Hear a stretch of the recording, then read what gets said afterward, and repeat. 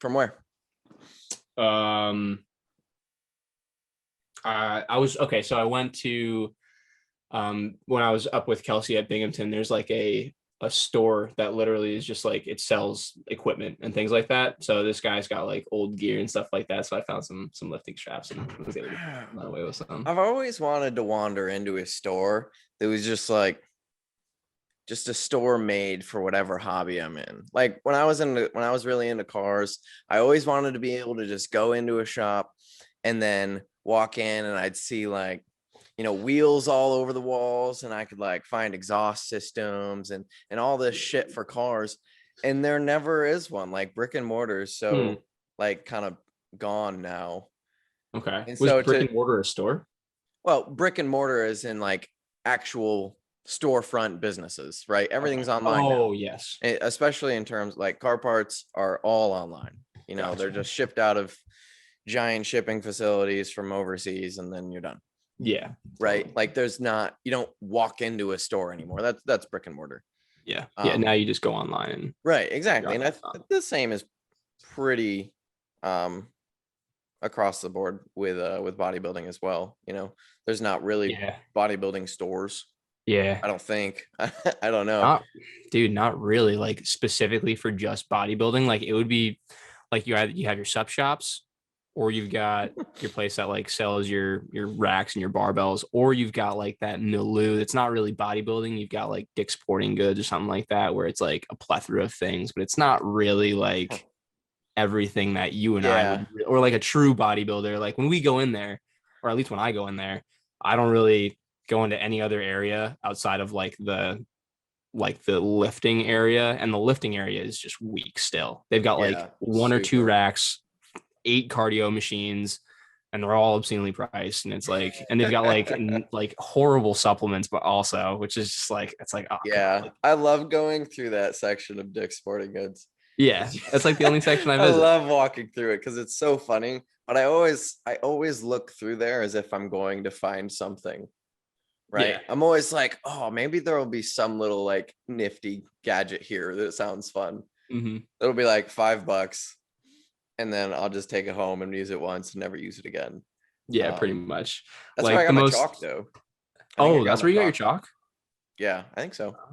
Okay. I thought you got that offline. I might have. Maybe I found it in Dick's as well. I ordered it online, but then I went into a Dick's later and I was like, oh, hey, I have this chalk. So yeah, like you can find chalk there. But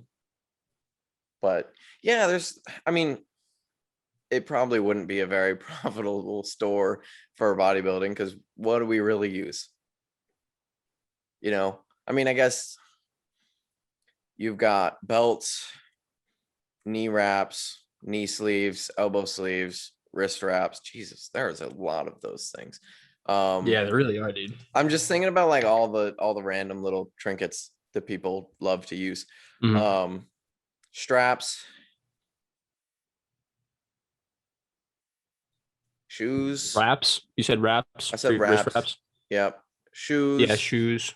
That's actually something I haven't seen in stores like that. Lifting shoes? Yeah, I don't think so. Especially not at Dick's. Yo, definitely not at Dick's. Definitely not. No way. Where have you found lifting shoes? Online.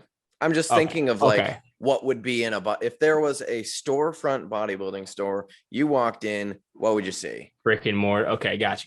Right. So yeah, like we're making our own. We're just thinking of our future shop, right? Dude, I'm not opening a brick and mortar shop unless it's a gym. Yeah. Unless that's probably the only, brick and mortar shop. I was just thinking, I was like, it's kind of pointless to sell like racks and barbells and things like that because we just go to a gym and we don't need to buy that for ourselves. So exactly. It's kind of Exactly. Yeah. Let's see. What else could be in there? I guess chalk, smelling salts.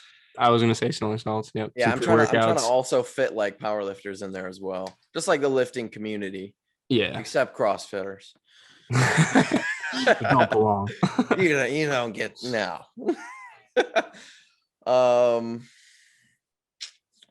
Sandbags. It's kind of CrossFitty, but Chains. Ooh, chains. Chains, yeah. Where do Bands. people buy chains? I don't even know where you buy chains. Mm-hmm. I feel like people just find them. Yeah, like on the road or something. Yeah. Yeah. It would be cool to have some supplements from like not subs. Yeah, it would, and like not underground subs, but like subs from like Fuad or Bumstead or something like that. Bodybuilder subs. Yeah, exactly. Like not like God, I'm trying to think of like a super cheesy brand. Like the gold standard way from like Optimum Nutrition. C4. Like yeah, exactly. Like those are all like very like name brandy kind of buy me kind of a things. But like the good stuff in my opinion. With an ingredients first supplement. Exactly. Yeah. Nailed that. Yeah, you nailed that. What else could fit in there? What do people use? Headphones. Headphones, yes. This is a really weird shop. Bodybuilders are weird. Hats. I like hats. Yep. Baggy clothes. Some baggy tees. The oversized apparel. Yep. Water jugs. Crazy straws. Yep. Everybody needs a crazy straw. What about some cooking wear? Okay. Tupperware. Okay. Yes. Tupperware actually is a good one. Yeah. Also connected to this store can be a butcher shop. Yes. And in the back is the farm. Perfect. Yes, dude. Yep. It's the one-stop shop for bodybuilders. Actually, the one-stop shop for all your gains. I like that. That's cool. That would be awesome. Honestly, it would be really convenient. That would be super cool, man. Honestly. But still, all of the things we just listed, aside from food, really, is easily as openable as an online shop, right? And then you don't have cost of being storefront. Yeah, I think like literally having your own like a brick and mortar, like you just said, dude. Brick and mortars are dying, man. Like, unless you're like a necessity kind of a brick and mortar and you can't be really replaced online, which really isn't a lot of things, dude. Online is messing up a lot of brick and mortars. Yeah, but I mean, it's been coming for a long time. I'm sure there's benefits to brick and mortar, like a higher level of community, probably the people that come in, especially if you're like a specialized shop. Mm-hmm. You're way more likely to build a good foundation with your audience and a good relationship. Much more personal. Right. Which can be translated to other things. And you can always have a brick and mortar shop with an online shop, right? You can sell things online and in store. Mm-hmm. The one thing I don't like about online, and this is just first world problem, is I don't like waiting. I just like having whatever I want, like right there and then, which is why I like the convenience of buying things at stores, because I just buy it and I have it. I don't have to like buy it and then just like twiddle my thumbs for like 3 days. For it to be there. Yeah. Yeah. Yep. Yeah. I spent a lot of my days waiting on the FedEx guy to come, whether it was for like video games or like random things, dude. I just remember waiting like 7 business days. Felt like centuries. Oh my God. Yeah, I mean, I hate Amazon has also ruined the shipping business too, because I've just gotten to a point where I expect shipping to just take 2 days.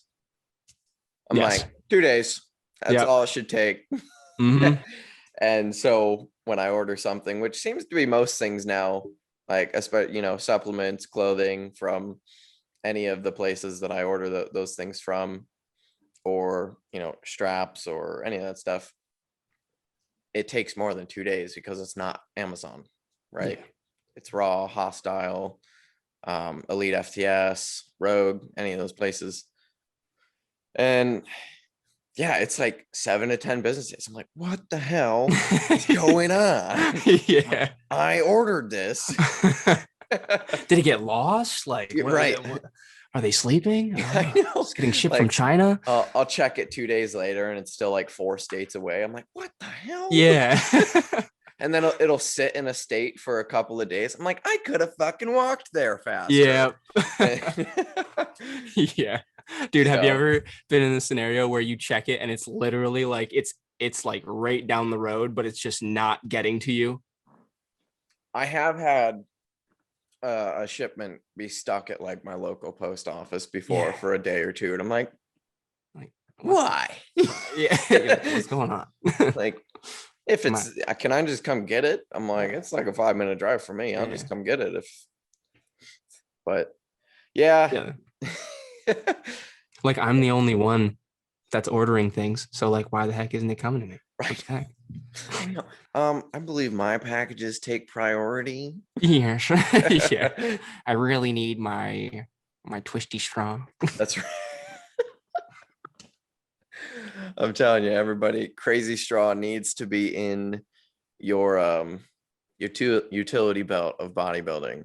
How much was that crazy straw? I think they're like $5. All right, I'll take 5. Like, definitely one of the most useful things I have. I use it all the time, every day. Actually, you can see it in the background. In the back, yeah. I'm pretty much it's kind of guest stars. It's in all of our podcasts. It does make it in most of these podcasts, but yeah, that's how I drink water every day. I just have my giant gallon jug and I just drink out of my crazy straw. I don't have to lift a gallon. Also, drinking out of a straw just feels way easier than having to actually like glug water. That's actually something I didn't think about. You're so right. You don't have to lift that thing up. Yeah, you don't have to lift it up.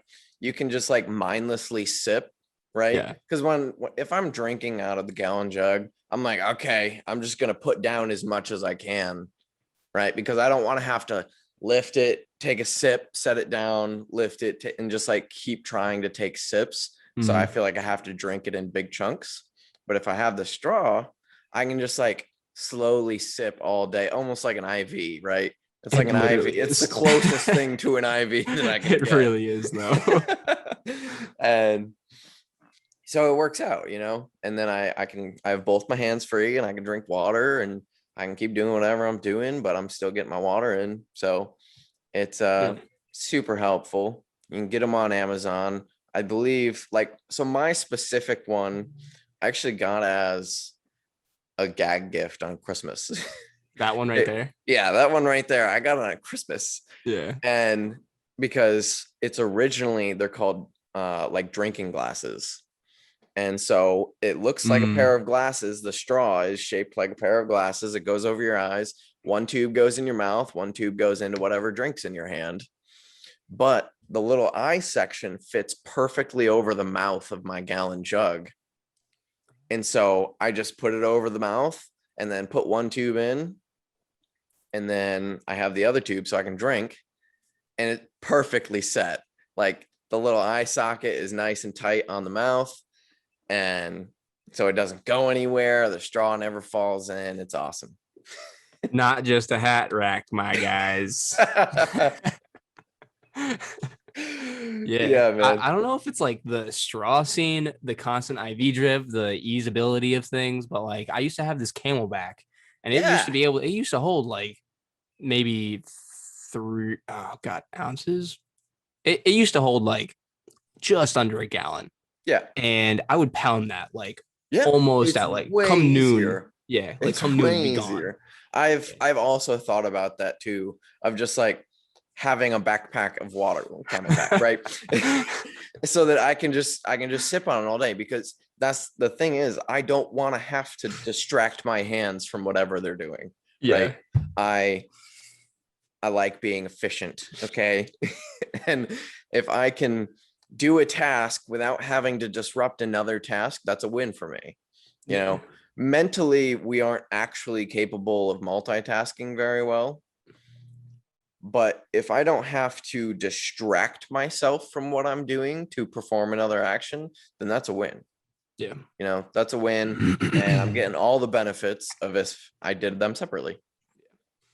We're not juggling here, but Does make things way easier. It does. Without a doubt. It definitely does make hitting your water requirements easier. I was just thinking, like, imagine if, you cracked like your vitamins like into that pouch too. And you just like, now you have like a little cocktail. You just have an ongoing stream of vitamins and minerals.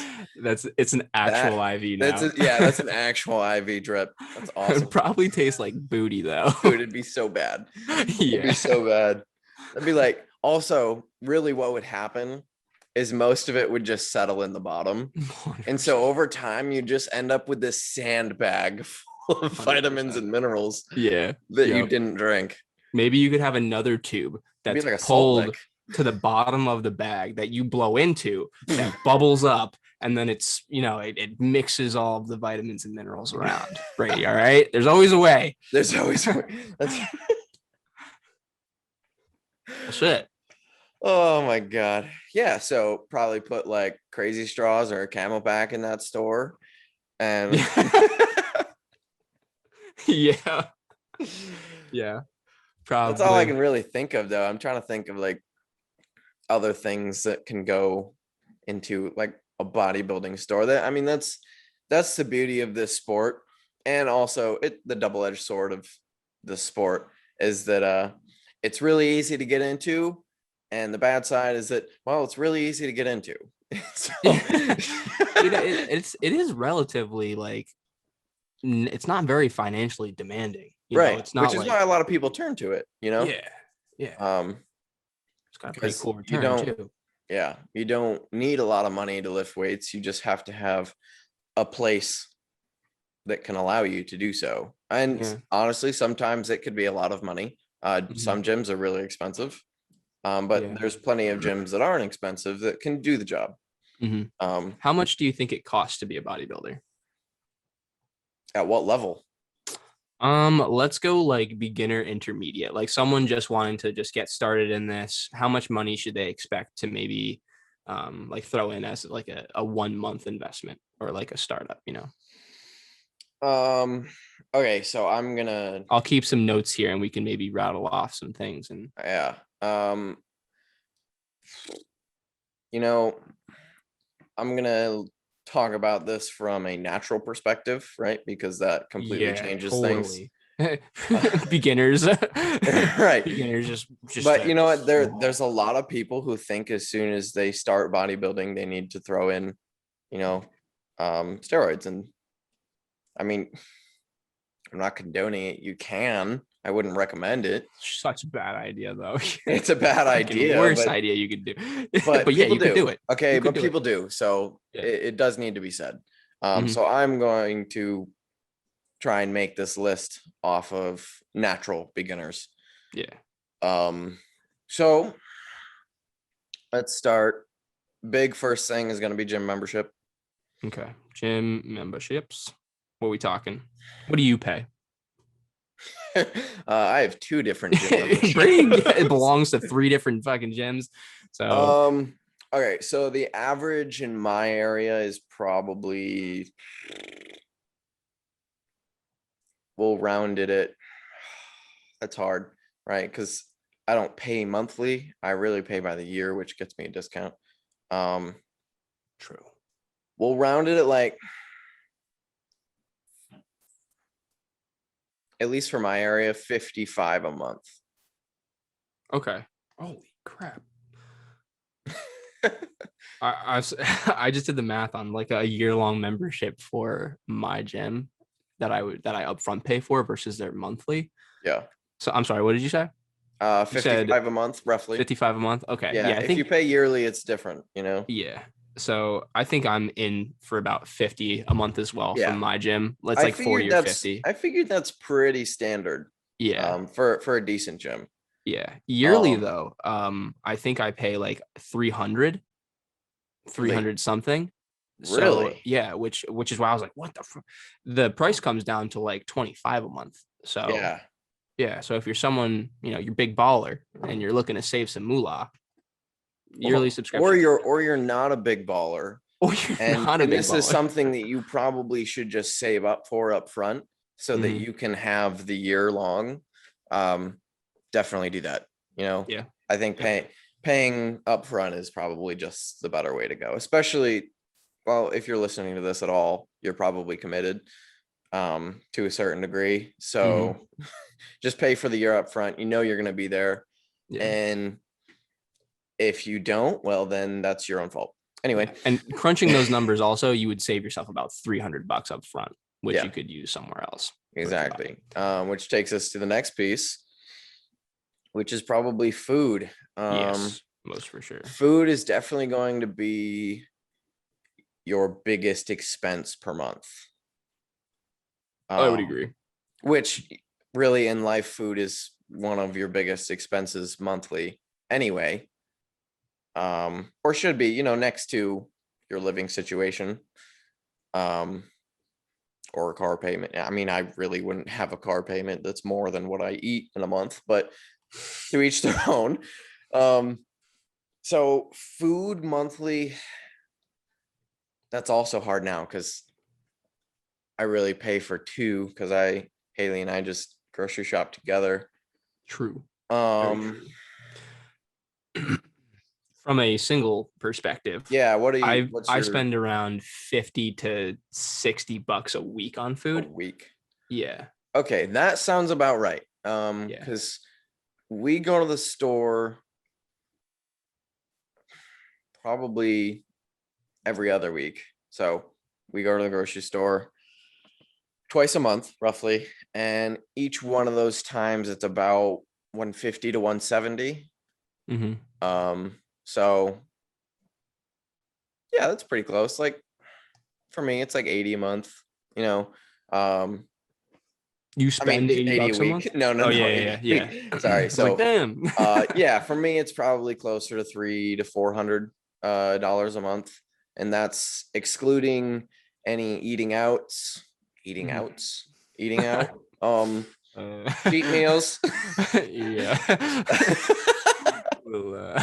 Yeah. Get your mind out of the gutter. That's excluding. I know what you're thinking. Sacks. Yeah. So probably a month. We'll round up. We'll say probably $400 a month on food. Okay, that's fair enough. Between two people. Yeah. Yeah. Yeah. But it's different now. That was back when this is a hard question, right? It's because it's going to be different for everybody depending on what they're eating. But when I was just eating macros, I definitely spent more money because I was more free with my food, right? And so I'd put together fancier meals. Now that I'm on a meal plan, my bill's cheaper because I just eat the same things and it costs a little bit less because I'm not working to try and make a meal interesting, right?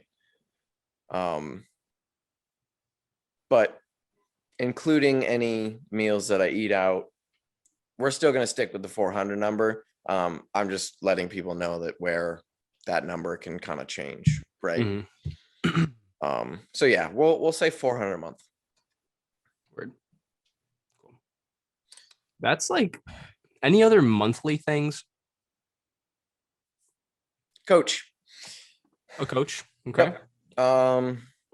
Let's say for a coach, what do you think's average for a coach? I think in my opinion, anywhere between like $100 to $200, kind of what you and I are kind of in for. I think that's pretty reasonable. Yeah, for a beginner. If you want coaching from like these elite dudes, though, creme de la creme, you're looking way higher. Probably like $500-$600 a month. Some if of not them more. And I know their prices are different depending on if you're prepping or not, right? Some coaches just sell like a prep package, right? And so a lot of coaches will be like, all right, I will prep you for a show for $2,000. So some coaches do that. But yeah, so let's just say you're beginning, you're just, you want to train, you want some advice. We'll probably let's set it at 200. Okay. Yeah. Now, if you're looking for personal training now, right? That's Yeah, a little so bit different. That's if going to you're be a looking, little bit more steep. yeah, but and Personally, that's gonna be session to session versus Mhm. like a monthly kind of fee, so you can kind of control Yeah. where you want that Yeah. amount of engagement to be and your From cost. my yeah, it's going to be dependent on how many sessions you would like in that in that month as well, whether you just want to pick up one session a week or 2 to 4. It's really going to be dependent on you and things like that. But I could see personal training running you at a bare minimum one time per week, probably around $200 again. And then if you want something a little bit more, you'll probably be spending anywhere from 200 to upwards of like $1,000 most likely, and sometimes more. Yeah, That's if you really want that hands-on approach, though. yeah, in-person training is expensive. It really is. Yeah, So it definitely is. Personally, my rates are mad low compared to like something that you would find at Anytime Fitness or what is it, New York LA Sports Club. Fitness, yeah, Yeah, any of like those, probably a Crunch. yeah, I think And Planet any Fitness. big chain name, they're stupid expensive. Yeah, I think they charge like $150 and sometimes $120. Oh yeah, but I do think Planet Fitness offers free training sessions, but the quality of those sessions I can only imagine. not going to be that great. I've been in a Planet Fitness. I have a client that I kind of work with in a Planet Fitness, and I see what's going on, and it's definitely different. Good way to put that one. Yeah. Because I'm friends with I've actually like become friends with some of the guys that work there, which is kind of funny. So like Christopher and I will go to Planet Fitness and we'll train, and like we've been training there for literally like a year and a half. Now, I didn't want to step on Trey Lee's toes at my gym at World Gym, so I went to her and I asked her if I could train there, kind of like freelancy. She said, "Yeah." I was like, "Oh, cool." But I did not do that for Planet Fitness. I don't know if it was like my lack of respect for Planet Fitness. It just wasn't said. And I kind of figured that, I didn't want to just deal with like the headache of everything either. But yeah, I've become like friends with like a lot of those dudes there now. Just because I don't like the facility Planet Fitness and what they preach as a gym. But honestly, some people just need a job, right? Exactly. It doesn't make the people that work there bad. Because at the end of the day, they're trying to be in the field more than likely. But you got to pay the bills somehow. And if that's working at Planet Fitness, then that's working at Planet Fitness. Yep. The lights have to turn on. Just because you don't like the facility doesn't mean that the people there you also have to dislike. Yeah. And the people there are nice. They're nice people, but there's a difference between, being a nice person and knowing your shit. And yeah, right. Yeah. That's true. Where are we at? So that was two. We'll settle on 200. Yeah. Low personal training, low ball 200, upwards of I push that actually up to 1,500, depending on how many sessions you would like a week. If you want like 4 to 5 sessions a week, you're looking at like, and also depending on the rate as well, you're looking at like almost $300 a week. Yeah. Personal training is a little steep, which is why we would suggest online coaching. Wow. Yeah. That's crazy, man. Yeah. All right. What else do we? I just smacked my. I am so sorry for everybody. It was like, I just smacked the microphone. All right. Supplements. Bro, you're in my mind. All right. Sucks. Even though they're not necessary, they kind of they feel necessary to a degree. If you're in this and you're doing it, you're like, yeah, I want pre-workout. I need whey protein. So how much you spending a month on that? I'm just so I'm going to round it all. I'm going to say everything, like a normal sup will probably cost you anywhere between like $5 and maybe $10. What? Like fish oil, right? And zinc and magnesium. That would probably cost you like $5 or $10 most likely. Sure. Right. And so I think I counted 6 down there. So $5-10, you're looking at maybe like 30 to $60 maybe on sups, Okay, but on now, vitamins and minerals. yeah, vitamins and minerals. But now, Pre-workout. Okay, I see what you're talking about. Yeah. pre-workout, although Okay. it's not necessary, everybody fucking takes it. Everybody Yeah. loves it. It just kind of becomes a staple. Even though you don't need it, you kind of need it, you know? It's one of those things that, like, my workout is very different if I don't take it. So so that's probably, if you want a good one, Yeah. that's probably another $40-50. Like a tub. Yeah. Yeah. Mm-hmm. And then probably just a standard protein. Again, you don't have to have it, but it's really, really useful. And I know it helps a lot of people when they're first getting started because they don't really understand meals well enough. So throwing in some protein generally helps them make gains. That's probably another $30-40. That's exactly what I said. So Pre-workout was around like 40-50, you said, right? yeah, so that's another 80, Yeah. 80-90. Yeah. That's about as basic outside of, so, and then there's creatine as well, which is also another really basic one that's usually added. And then people that get fancy, that creatine is dirt cheap. You can pick up a thing of creatine for like $15-20. Yeah. And then you got like cool, like funner things that are a little bit like upper echelon or not as necessary, but like pump supplements. Yep.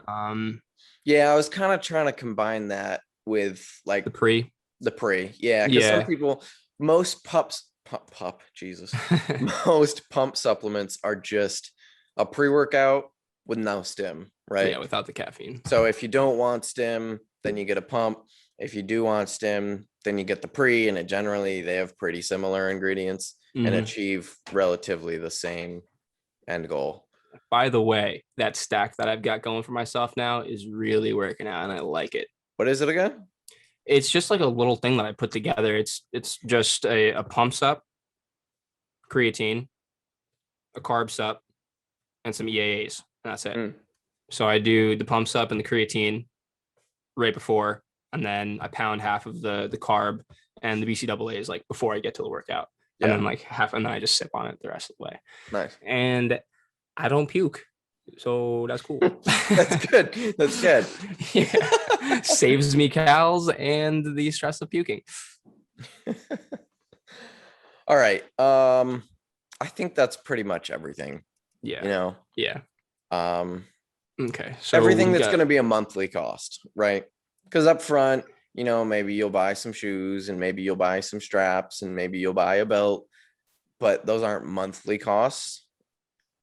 So I'm not going to count those in because this is just how much does it cost to be a bodybuilder per month at the start. Obviously, as you get further into it, it's different. But Brandon, what is our grand total number? I am probably somewhere near. Wait, let me take a guess because I totally forgot everything that we just talked about. Ooh, sorry, I was a little close there. Probably $700-800 a month, maybe $1,000. What are we at? 50 plus 30 plus 40 plus. Yeah, we'll leave that there. Yeah, we're looking at like low ball. If you want a personal trainer, you want a coach as well, you're looking at like $700 a month. That's pretty good. That's on the low end. Yeah. If you don't want a personal trainer, you don't want a coach, you just kind of want this like monthly thing kind of going on for you. And that's including you having your protein, your vitamins, your minerals, your pre-workout, your creatine, literally everything. Outside of that coach, you're looking at around 500. Yeah. Now, if you don't want everything, you just need like the literal bare essentials. Bare essentials, gym membership. Whatever your gym membership is. Yeah. Gym membership and food, you're looking at $250.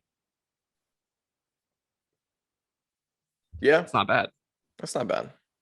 That's not bad at all, considering what people would pay for literally anything else. their shoes, their clothes, the Yeah. food that they go out to eat. People literally crush like $100 a week on food just by going out and eating. You can do that in half a week, you know? Oh yeah. So Oh yeah. Super easy. Especially if you're going with someone else. Totally. Yeah. Yeah. So personally, I don't think I spend $700 a month. But maybe it's just because I don't track my financials like that. If I track them, I'd probably be around 500 maybe. Yeah, I can say I'm probably pretty close. Generally, I buy a lot of my supplements with deals, you know, which helps. That's another thing that's right, is you can look for deals.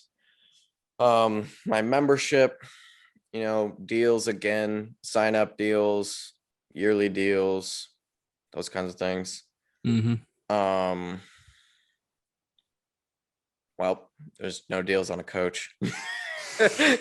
Unless you're a really good talker. Yeah, and even then, not so much. But yeah, not really. Yeah,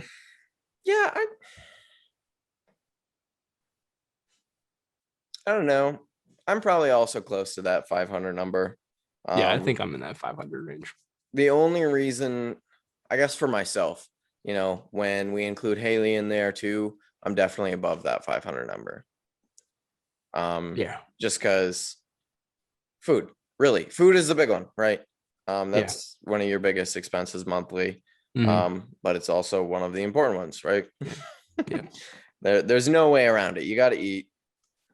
And if you want gains, you got to eat a lot. Yeah.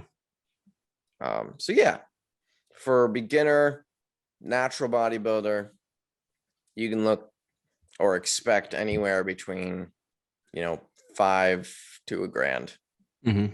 Yeah, I think is fair, depending on where you live. Right? There's some gyms that you can have a membership for like $20 a month. Yeah, literally. You know, and there are ways around these things. Like Brady just kind of said, it's like you can buy a year-long membership instead of a month-long membership.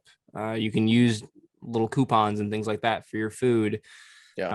I buy my protein on deals. Yeah, exactly. You can get your subs on sale. Like, especially if you're like, I know that like I get a text like almost every other day from Redcon just being like, BOGO. Yeah. Buy one, massive get one. Sale. Yeah. It's like 10% off. Like yesterday, it's like, okay. Yeah, exactly. Yeah. And also you can use codes as well. Like if like Nick has his own promo code and we get like 10% off, whatever is going on. 20% off. Code Gloff. Yo, I didn't know that. Double F. Yeah. Yeah. So if you buy from Redcon, by the way, which probably at least someone who listens to this does, never, ever buy from their site without a deal, because the next day there will be a deal.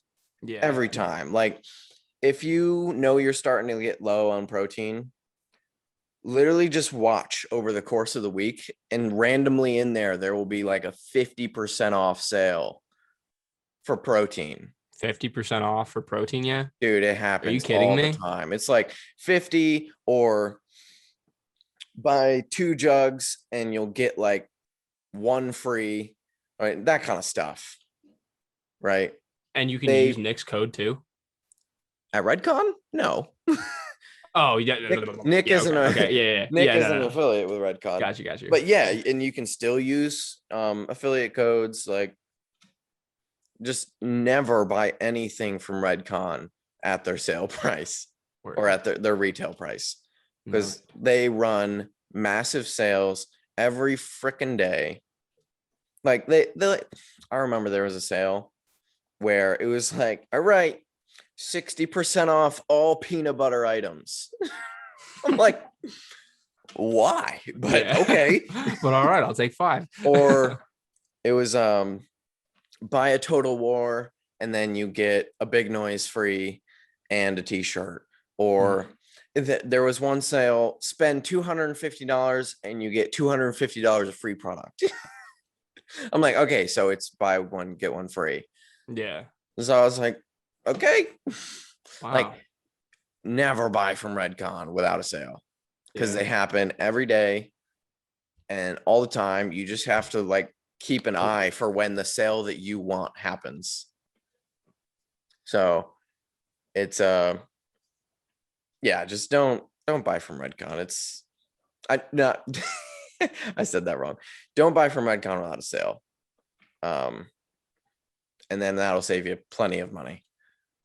So yeah, Redcon's a good place if you need some cheap subs.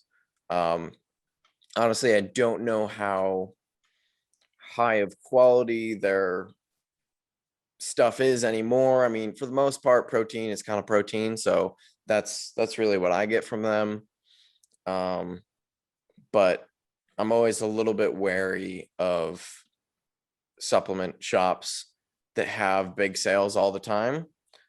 Just because the supplement industry already, if it's good, has a super low margin. And if it has good products, the company would not survive by running a sale every single day.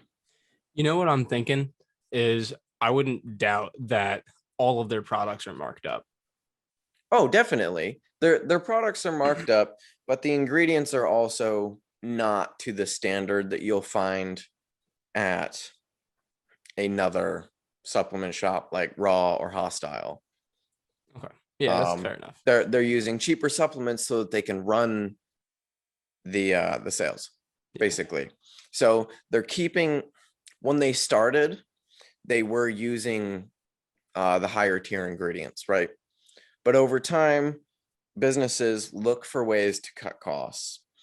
And a really easy way a supplement company can cut costs is by lowering the grade of their ingredient. And if you do it slowly over time, your customers that have been buying with you don't notice. Yeah. Right? You launch a special release flavor, and in that flavor, you put in a lower grade ingredient. Now, it tastes kind of funny because it's a lower grade ingredient. But because it's a special new flavor, people don't recognize that's what's happening. Okay. And then they can filter that lower grade ingredient into the rest of their products, and it becomes standard. And then they do it again, and they just continue to cut costs until they're selling you this pre-workout that really takes them like $2 to make versus the $12 that it used to cost them. Yeah. But they're selling it at the same price. But now, because their margin is so big, they can run sales all the time and still make money. And because they're running sales, they get more customers. Yeah. Now, protein is protein for the most part. You know, there is going to be higher grade proteins, but really it just comes down to digestibility. Yeah. So if you can still digest their protein fine, then fuck yeah, take advantage of those sales. Yeah. Yep. But yeah, with other things like pre-workouts, pumps, fat burners, any of that stuff, when companies can run sales on items like that all the time, it always makes me really wary of the quality of their ingredients, because good ingredients are expensive, and you can't, it just, from a business perspective, you can't run sales unless there's a margin to make money from it. And with how often they run sales, right? So when you run a sale, you're trying to do a couple of things. One, bring in new customers that didn't originally want to try your products because it costs too much. Two, reward your existing customers because they've been with you and you know they're already going to buy. So here you go. Here's a sale. And then the third one is an attempt to get more purchases on a product, but with a lower margin. But since the sale price is going to bring in more customers, you'll make more money because there's going to be more buys, right? They're going for the volume approach. Yeah. But the difficult part of that is that the margin ends up being so small. Now, granted, Redcon is huge. Redcon is a huge company. They get millions of orders, millions, billions of orders, right? So they can work with these small margins. But to run them every day isn't feasible if your ingredients are top tier ingredients, because that margin quickly becomes zero. Yeah. I'm not. So it's a quality of product kind of thing. Yeah. So do you know for a fact that they've dampened their product? Oh yeah. Oh yeah. Over time. Okay. All right. Yeah. I was gonna say, like, I know that we're choosing Redcon to poo-poo on, but I just want to make sure that we're poo-pooing correctly. I do love Redcon. I think they're a great brand. I like what they stand for the most part. And I like the people that run the brand. But they've just become a business monster, and part of being a business monster is finding ways to make money. Dude, everything is about business, man. Even so, like, I don't know if you've noticed this, but if you go on YouTube and you'll see people selling their mastermind classes, you've got woodworkers, personal speakers, you've got this, that, the other. I saw one for Neil deGrasse Tyson. Neil deGrasse, like, literally, this man is getting into this business model as well. Like, it's the prevalency of business and it kind of like dampening what the product should be about. It's kind of unfortunate, just kind of seeing these people like sell out for the business. Like, don't get me wrong, money is money and people got to turn the lights on. But true, I think it's very it's not like eerie by any means, but it's like, oh, like, look at you, like hopping on that bandwagon, like as well, like when I saw Neil deGrasse, I was like, I noticed that a lot of people were doing these things. It's like just one person, the background's kind of dim. They have like one sentence where they say something kind of lucrative. And then there's like a violin in the background and like some like really bold text will pop up and then it'll swipe over back to Neil. He'll say another sentence, swipe back, violin. It's like, they're just looking for, a click in to buy the product. And yeah, I get it. It's a business model, but like the people that don't realize it, they just kind of, it's very easy for people to just get attracted to these things because they're set up so goddamn well. Like with these things, these BOGO sales, these like $250 like dollars off, like your purchases, like all of these things are super lucrative. And like you said, they're just becoming a monster in this business industry. And they're not focusing nearly as much on the product for their people, more so on the money. Follow the money, dude. Money is dirty. So dirty. It always comes down to money, unfortunately. Yeah, business is shifty, but that's also what brings people what they're looking for. Yeah. That's the hard part of wanting to do something and why it's so admirable when you find a company that truly stands behind good values. Just because when you really dig into it, you recognize how difficult it is for a business to thrive or even succeed when they aren't cutting corners. When they aren't cutting corners, they aren't selling gimmicks, they aren't just finding ways to, I guess, manipulate you out of your money. It's admirable and it's awesome, and those are the brands to be supported, right? Yep. So those are things that I look for in brands, but also as someone who is into business and understanding all of these things, and it's very difficult to not fall into that. Because it does make money, and it cannot be denied that those things make money. And you start to understand, and especially as we all get older and we need more things and we have to support different things in our lives, you got to have money. Okay. We can't do anything that we do without money. That's just the world we live in. It is what it is. I don't give a shit what anybody says about money. Does not equate happiness. It doesn't equate happiness, but it is a key to allowing you to live your life so that you can be happy. No one is fucking happy if they can't have hot water. No one is happy if they can't heat their fucking food. It doesn't matter. You have to have money. Yeah. Right? Yeah. Money is not everything, but it can get you everything that you want. Yeah. it can definitely open up. It allows you a lot of like peace of mind for sure, Yes. you know, because you don't have Yes. to worry about the next month's payment. You don't have to worry about being hungry. You don't have to worry about your kids going hungry, you know, this, that, the other. It is a stress reliever. It really is. Yeah. Okay. And I think another thing is how you go about getting that money is the biggest difference. There's two things going about how you get that money, and then it just actually slipped my mind. But basically it's like the person that you are. If you okay, yeah, there it is. If you don't follow through with some of these business plans, if Brady doesn't do anything, if I don't do anything, I just sit on my butt, right? Or let's use like, you know, big coaches. It's like if amazing coaches just sat on their butt and did absolutely nothing in terms of their business model and didn't try to reach more people to help those people, then Yes. the people that they wouldn't have helped would have been shit out of luck, right? Yeah. They're the only reason why those people found these people like Brady, myself, or other big coaches. It's because we put ourselves out there. We, you know, we inquired with certain people, and you know, if we had not done that, then you know, a lot of these people wouldn't have reached some of the goals that they've gotten to. And that's like honestly where the service is to be had, you know. That's Yeah. kind of where the chivalry isn't dead. You know, I think how you go about making that money and the reasons why you're making the money behind it, those are just as important.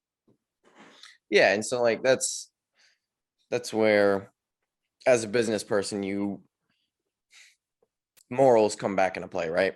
Yeah, total And moral. so you have to make money, but also as a business person, you know, when you started your idea, hopefully it wasn't just this idea will make me money. It was this idea will help somebody, Yeah, right?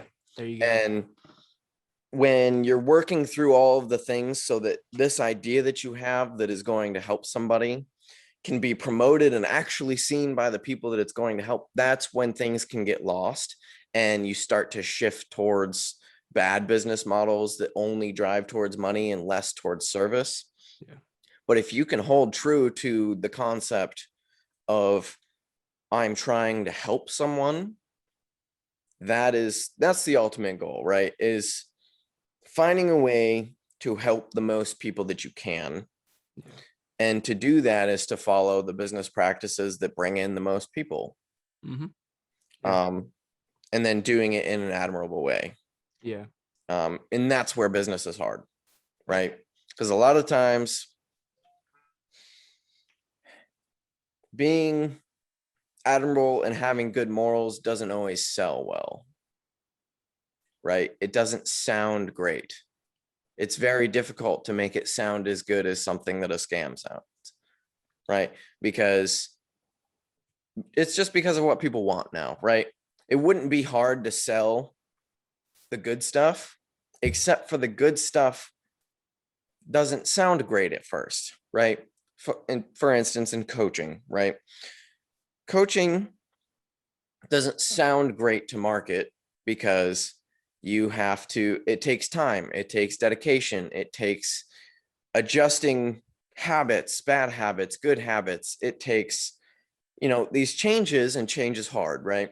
But someone can sell a tea because it forces somebody to do nothing, right? You can sell a detox tea that's going to make someone shit their brains out. They're going to step on the scale and be 5 pounds lighter. Like, wow, it's amazing. And it's true. And it's true. They're 5 pounds lighter. I guess the business model isn't wrong, right? What they're selling isn't wrong, but it's not valuable, right? And so when you're selling something that's good and actually good, it's really hard to promote it in a way that sounds better than the thing that isn't good. Because the thing that isn't good. Okay, so when you're selling, I didn't really say that very well.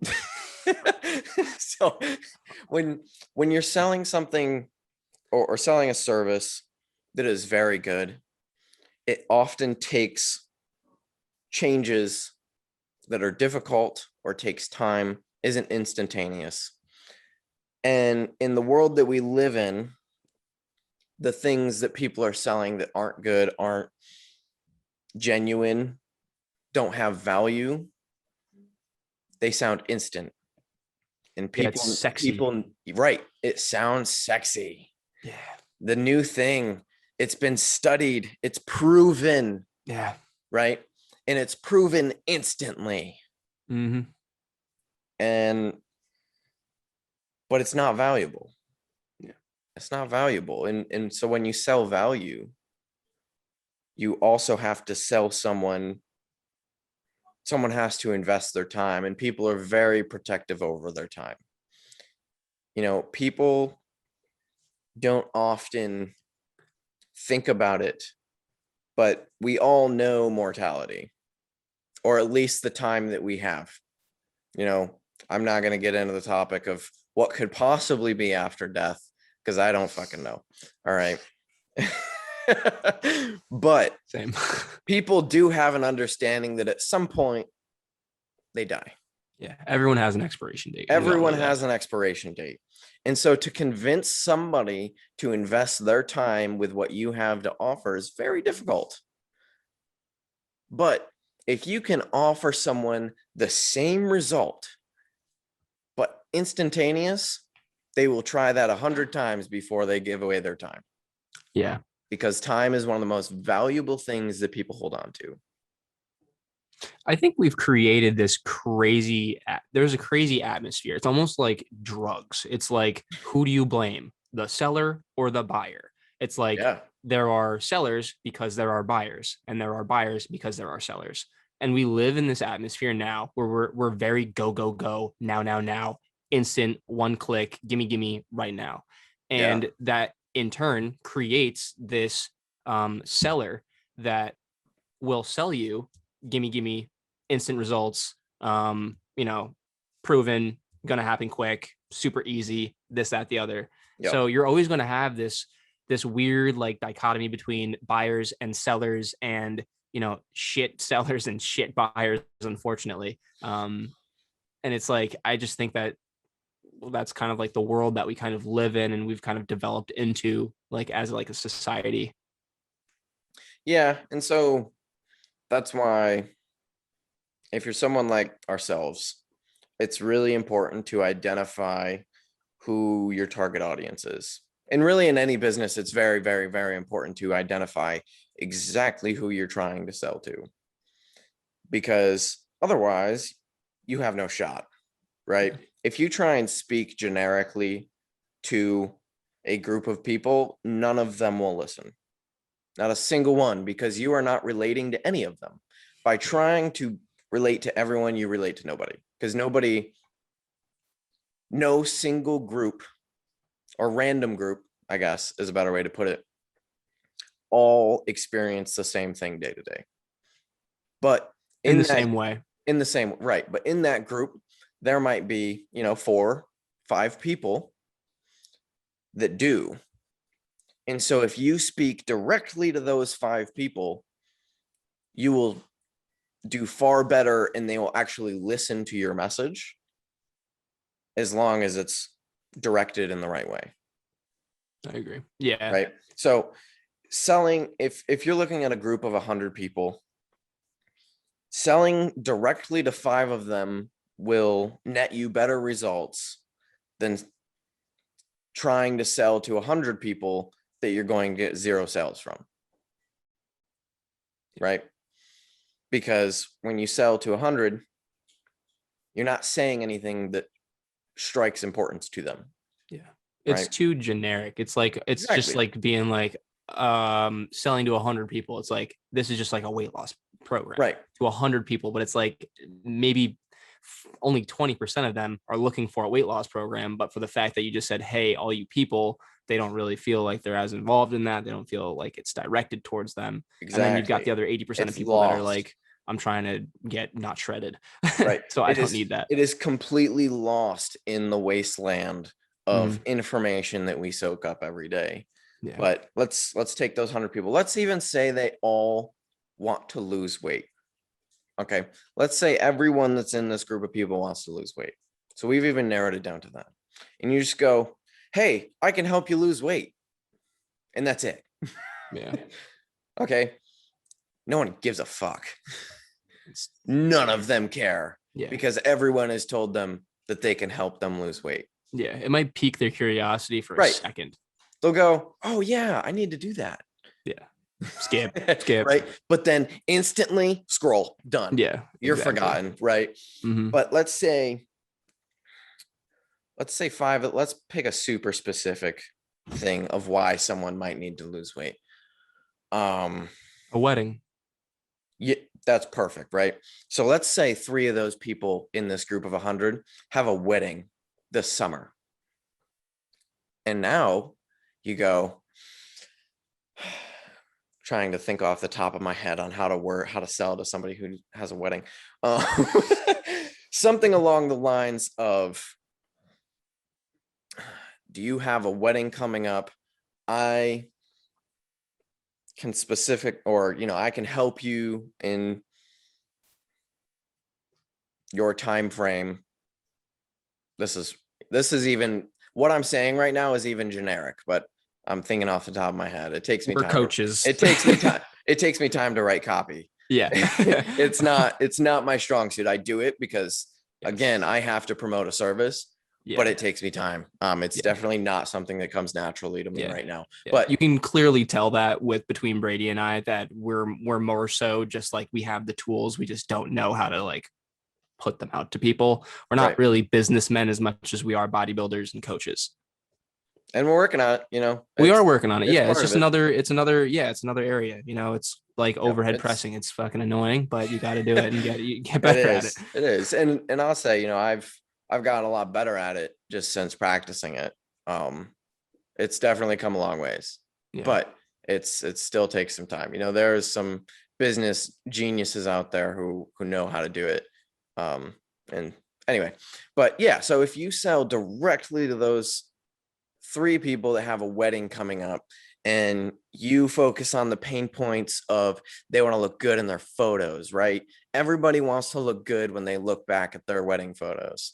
Mm-hmm. So you pain point that, and then you pain point, say you just coach women, you pain point fitting the dress, or you pain point trying to think of other things. Confidence. I don't even really coach people for weddings, but gotta get ready to put that ring also on.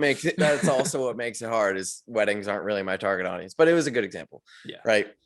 So instead you directly relate to the people who have a wedding coming up. They are now going to go, whoa, I do have a wedding coming up. And this is exactly the problem. This is exactly what I'm worried about. Yeah. Let me learn more. Mm-hmm. Right. And I don't even know how we got here. We were talking about supplements. But yeah, so that's a broad stroke. We got to a business lesson here. Yeah. On broad selling, stroke. Right. Yeah. And so you have to sell to the people. Yeah. That you're trying to target your target audience. Yeah, exactly. Oh, and this was coming from the point of trying to sell a good service and trying to be good at selling. Yeah, being admirable about things. Yes. Yeah. And so you have to offer your product directly to the people that need it.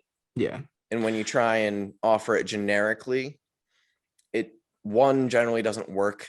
And if it does work, it won't provide the value to those people that you might think it will. Yeah, you would get a much better return. So like a very broad stroke instead of like really narrowing down. If you were to say, hey, guys, right? That's like to everyone, guys and girls. If you were to just say, hey, guys, you would actually return much less than if you had said, hey, girls or hey, guys. And you can obviously get even more in depth with that instead of like, so guys is like the most broad term. You're probably not going to get many people knocking on your door. If you were to say, hey, girls, now you're actually targeting like a certain demographic. You want to get even further. Hey, girls preparing for their wedding. Now you're getting even more targeted. And then typically the more targeted you get, the better your return will be because you're actually speaking to that person and they feel much more, a much more personable connection with you and what you're trying to offer them. Overall, you'll just get a better success rate with that. Your audience pool gets smaller, but your actual voice gets heard better. Yeah, for sure. Right. So if you're speaking to a general audience, your voice sounds like the teacher from Peanuts. right? Yeah. But if Yeah. you're speaking to your direct audience of the people who want to listen to your message, it sounds clear, right? And they Yes. hear it. They Yeah. hear it. They receive it because it relates to them. Mhm. They're going to listen to it. Yeah.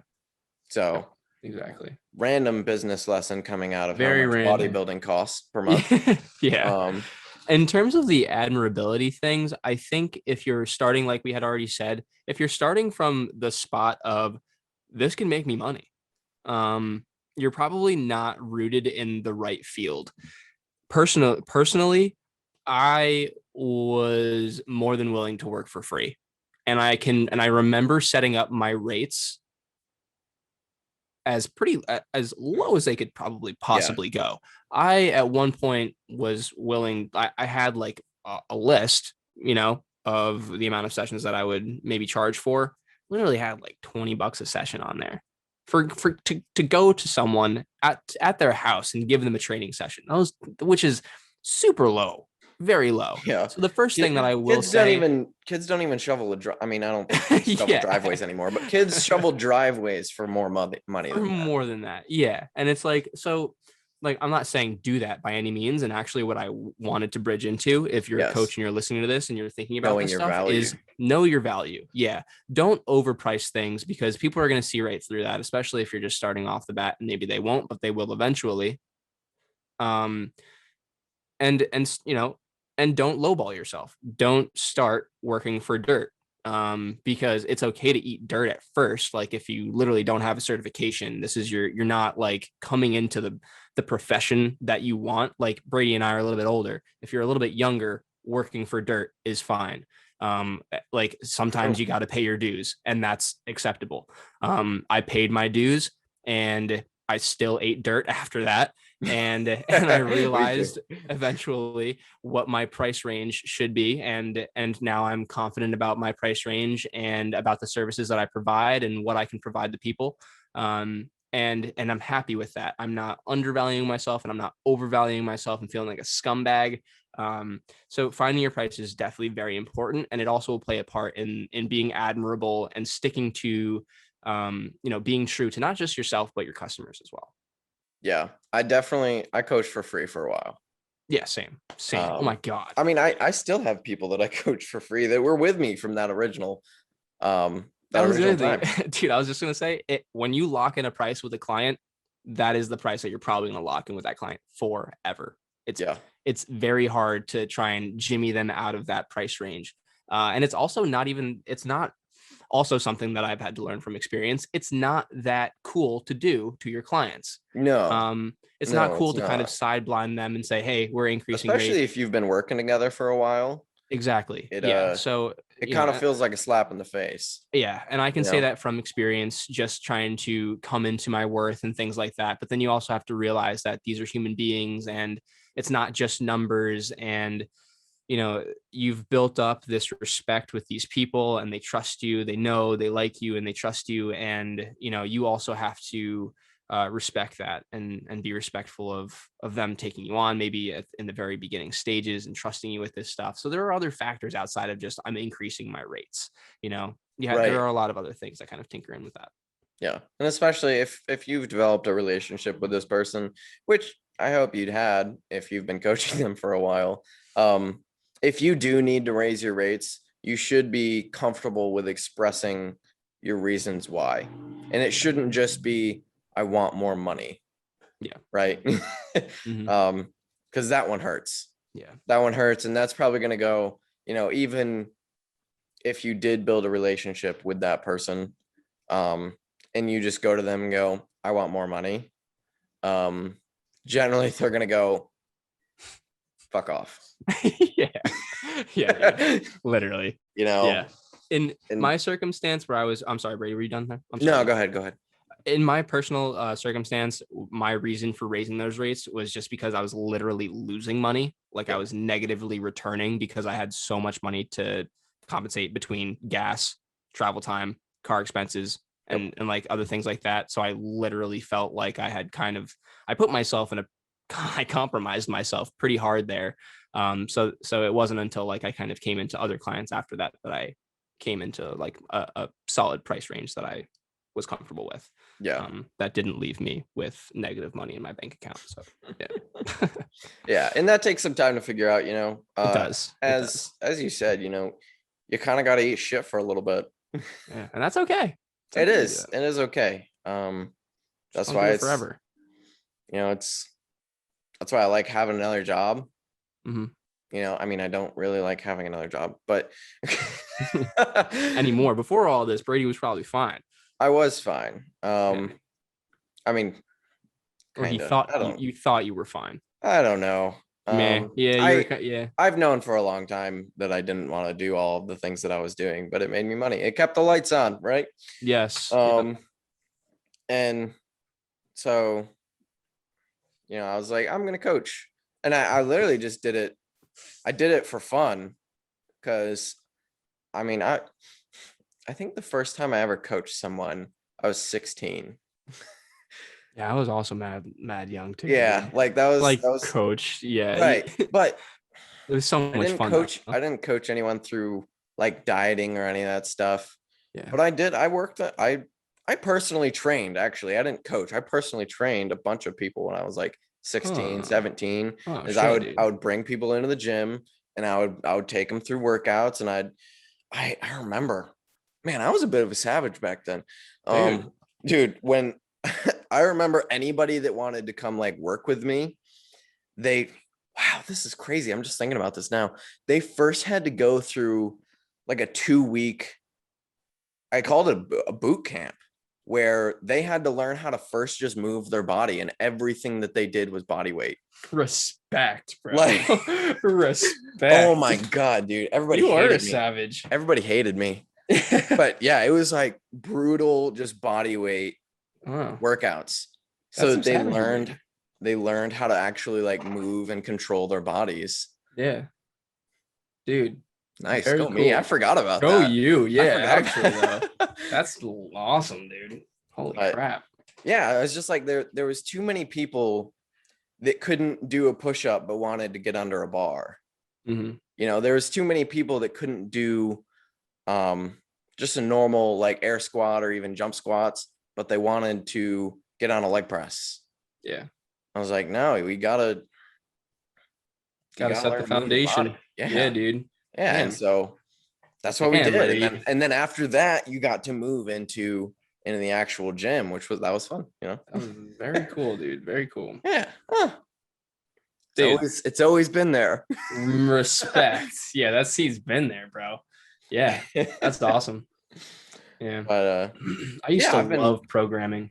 I know, it was so fun. Yeah. It still is fun. I like digging it. It still is fun. Yeah, I still love programming. But yeah, I used to have so much fun with programming and writing different things. Mm-hmm.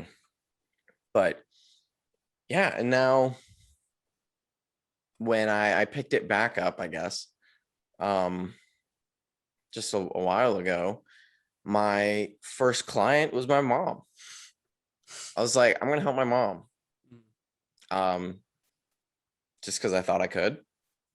And I knew for years she's struggled back and forth, yo-yoing, fad diets, those kinds of things, trying to figure it out on her own.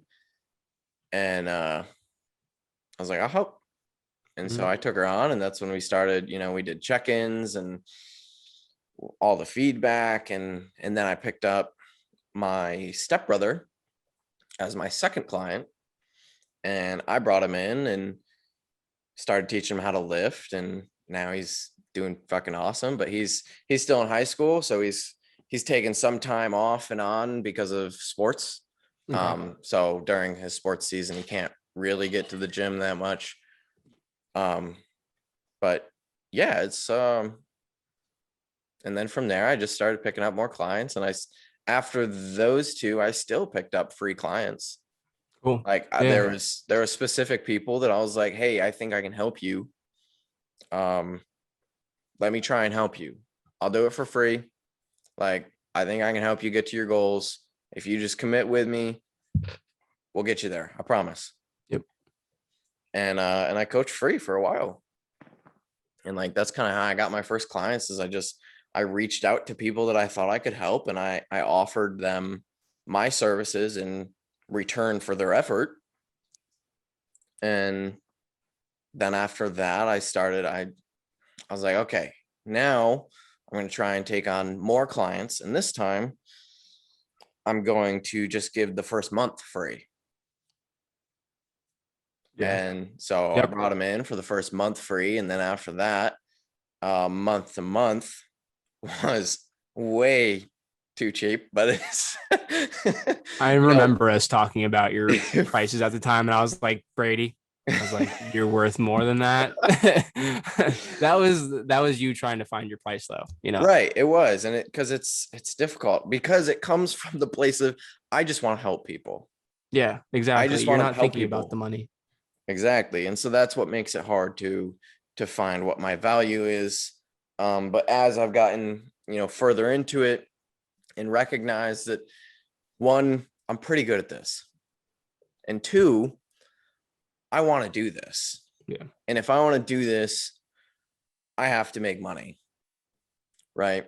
And I know how much money I make at my normal job and how that allows me to live. And I don't really want to give that up. I don't want to give up living like that. Yeah. So I know what I have to do to make the money. Yep. And so with that helped me find exactly what my time is valued at. I ask people that all the time. I say, what do you value your time at? If you could value how much you cost per hour of your life, what is it? And from there, I kind of decide and help figure out what my services are worth. Yeah. And then in combination with the knowledge that I have, the knowledge that I'm still pursuing, where they're at and what I can provide for them, that kind of thing. Right. Because going back to the whole target audience thing, most of the people that come into me, they're all relatively the same.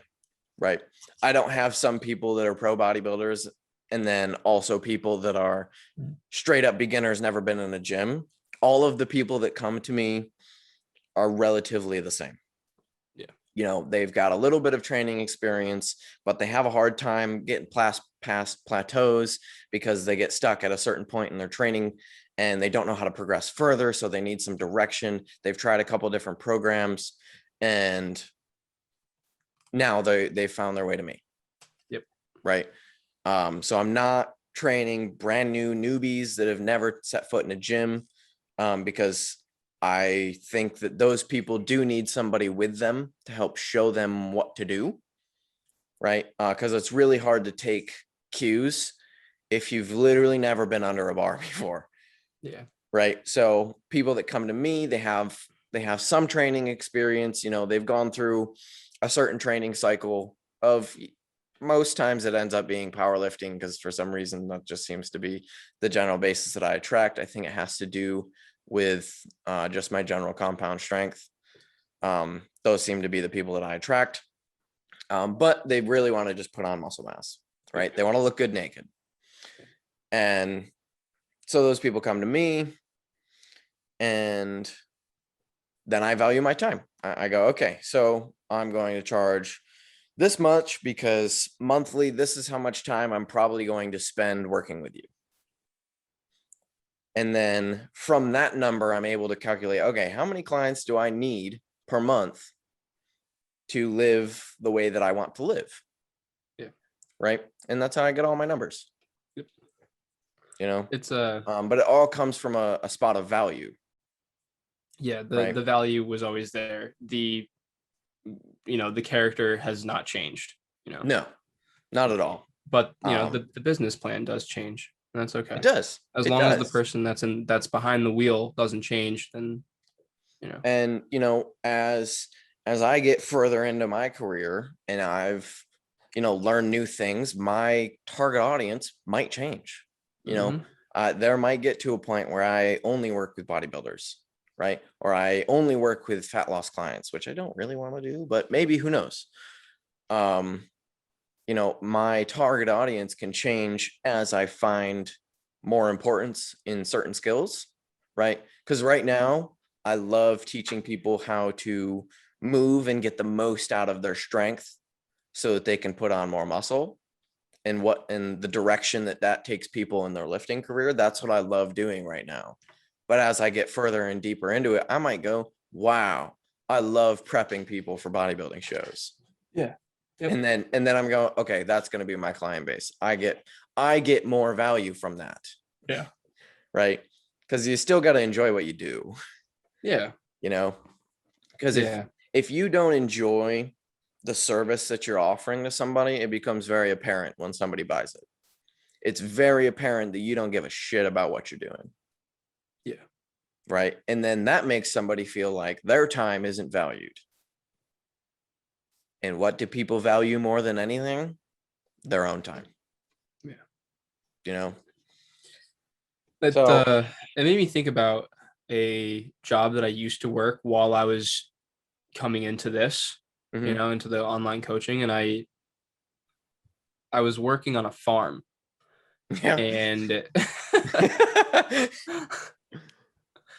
and I would drive an hour to the farm, and then I'd work for like 6 to 8 hours. So I'd get there at like 7, and then I'd leave at around like, you know, maybe like 5 or 6, and you know, I was an hour back. And while my hands, and I remember this very clearly, like my hands were in the dirt, and I'm thinking, what am I doing with my time right now? Like my time is worth much more than like the $12.50 I was getting paid an hour, and B, it's worth more to other people in the future, and I'm wasting that, you know, because I could be using this time to create an awesome product or to continue to work on my business for other people, you know. And I eventually I did leave because I realized that like my time here was just not well spent. And if you're someone who's going through that, get out as soon as you can, and don't just expect things to get better, and definitely don't expect that, you know, if you get paid more, things will just magically get better. Even if I was getting paid $20 an hour to work at that farm, I still would not have been nearly as happy because I wasn't doing what I wanted. And I also wouldn't have the things that I have right now, like the tangible things that I have to offer my clients. I wouldn't have those also. You know, your time is worth a lot, whether you're a client or, you know, you're just working for a job, doesn't really matter. Your time is worth a lot. And if you're unhappy, you're probably unhappy for a reason, and you should listen to that, and make a move. Yeah, absolutely. Yeah, I'm an advocate for, I guess, learning to struggle. You know, learning to work overly long hours to get what you want. You know, for forever, I'm not going to say forever. Okay. since I was probably 16 or 17, I've pretty much always had 2 jobs. You're pretty intense like that. Yeah, well, 1, I value money.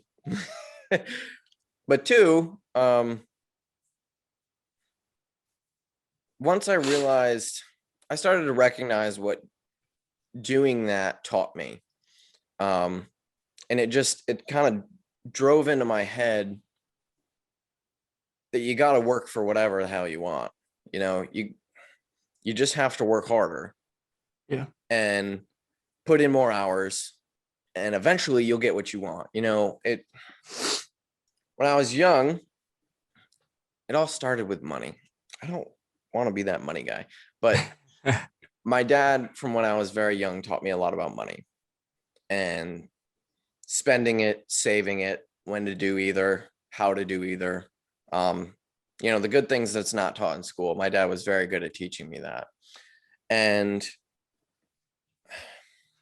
one of the things that he taught me very well was that if I wanted something, all I had to do was work hard enough until I could buy it. And then somehow I ended up in all of these overly expensive hobbies. Which is why Brady was working 5 jobs. Which is why I was working all the time. Exactly. Because I wanted these things. And so I would work super, super hard and then I could buy it. I was like, wow, all I had to do to get what I wanted was work. It worked. It's not that hard. And, and then the things that I wanted got more expensive. And now what I want isn't necessarily a tangible item, right? It was very tangible, materialistic. I wanted a car. I wanted to buy car parts. I wanted those sorts of things, right? When I was younger. And now it's less materialistic, but I want to work for myself. I want to be self-sustaining. I want to be able to travel, but still be able to work from wherever I travel. That is one of my huge, I guess, life goals, is that at any point I can get up and move and still be able to have a job. Yep. Right? Online training happens to connect with that very, very well. Mm-hmm. And I recognize that alongside the fact that I love it and I'm pretty good at it. And so now I'm to the point where, all right, if I want to do that, all I got to do is work and I can do it. I just got to put in the hours. And I know that by the end of all of this, I will be able to just do what I want. Yeah. Which is live that goal, right? If I want to travel, then I get to travel. If I want to stay at home, I can stay at home. Either way, I have a job and I'm making money. Yep. So that I can then go back and pay for materialistic things that I want. Yes. So, yeah, I work a full-time job. But on top of that, I work a full-time job. Because I know putting in the hours, being undervalued right now, is what's going to give me the opportunity to make the leap very smoothly. I'm not going to say seamless, because there will probably be a little bit of a hitch there, but pretty smoothly, so that I can transition and do what I want to do without ever having to feel like I'm completely eating shit, because I ate shit long enough. Yeah.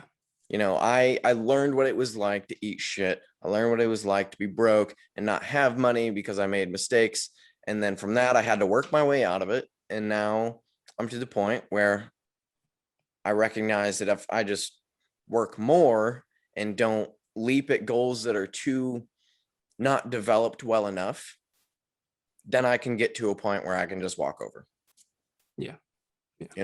You took that mentality from your childhood of working hard to get the money to buy the things that you wanted, and now you still carry that same work hard mentality, but the currency has changed. It's no longer money. Yes. and it's other things that you're investing your time into, like this business or your body. Yeah, exactly. It's when I was younger, it was fun to buy things. Yes. Now that I'm older, it's fun to do things. Yes.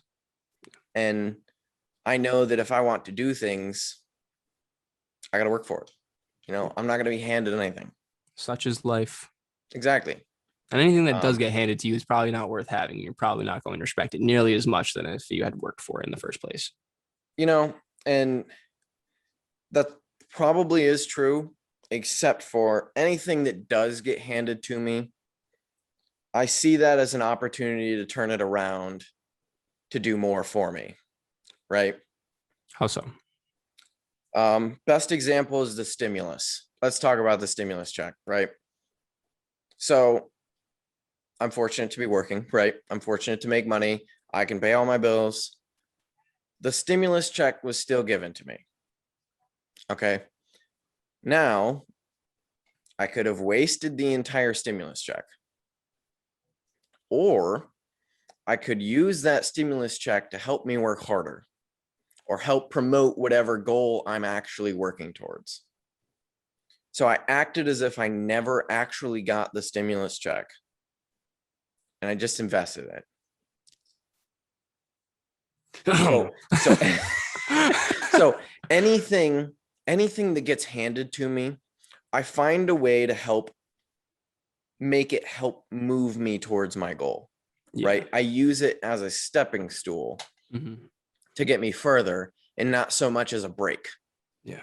Right. I use it to help me put the foot on the gas harder. Yep. Yeah, it's kind of like I think that's a lot. The biggest thing that a lot of people struggle with is just where they allocate their funds and realizing where those funds go, and then the return that those funds give them, or where those funds just went. What does that money give you in return? There's a difference between buying a Gucci sweater and investing in some meals for yourself so that you can look better in the future. There's a difference between those things. And the return that you'll get. You might feel nice with that Gucci sweatshirt, but the return that the Gucci sweatshirt will give you is very low outside of maybe a little bit of warmth and a couple eyes. But, it's not going to push you any further. It's not going to help your finances, most for certain. It's not going to help your relationships. It's not going to help probably any other atmosphere that, revolves around that, like work, relationships, financials, things like that. It's not a Gucci sweatshirt. It's not going to do that. Okay, now you just actually make an investment, not in food. You actually, let's say you invested in like a solid stock that will return in the future to you. That's money that you have now that you've put in and will return to you in the future, instead of just throwing your money away and burning it. Because that Gucci sweatshirt is only going to last for so long, and it's not going to give you your money back. Yep. Yeah, you gotta learn how to make whatever you have work for you. Yeah. It's funny how reluctant people are to spend the money on themselves to invest in things like classes or coaches or, good food, compared to them just wanting to blow it on shoes and sweatshirts and things like that, material things. This is why we go back to the time thing, right? People are looking for instant value. Yeah, instant gratification. Whereas investing is long-term value. And so if someone won't see how that investment is going to help them until 10, 20 years down the line, it's really hard to see the actual value of losing that money, right? Let's say, so the stimulus came in, my bank account is now $1,400 richer.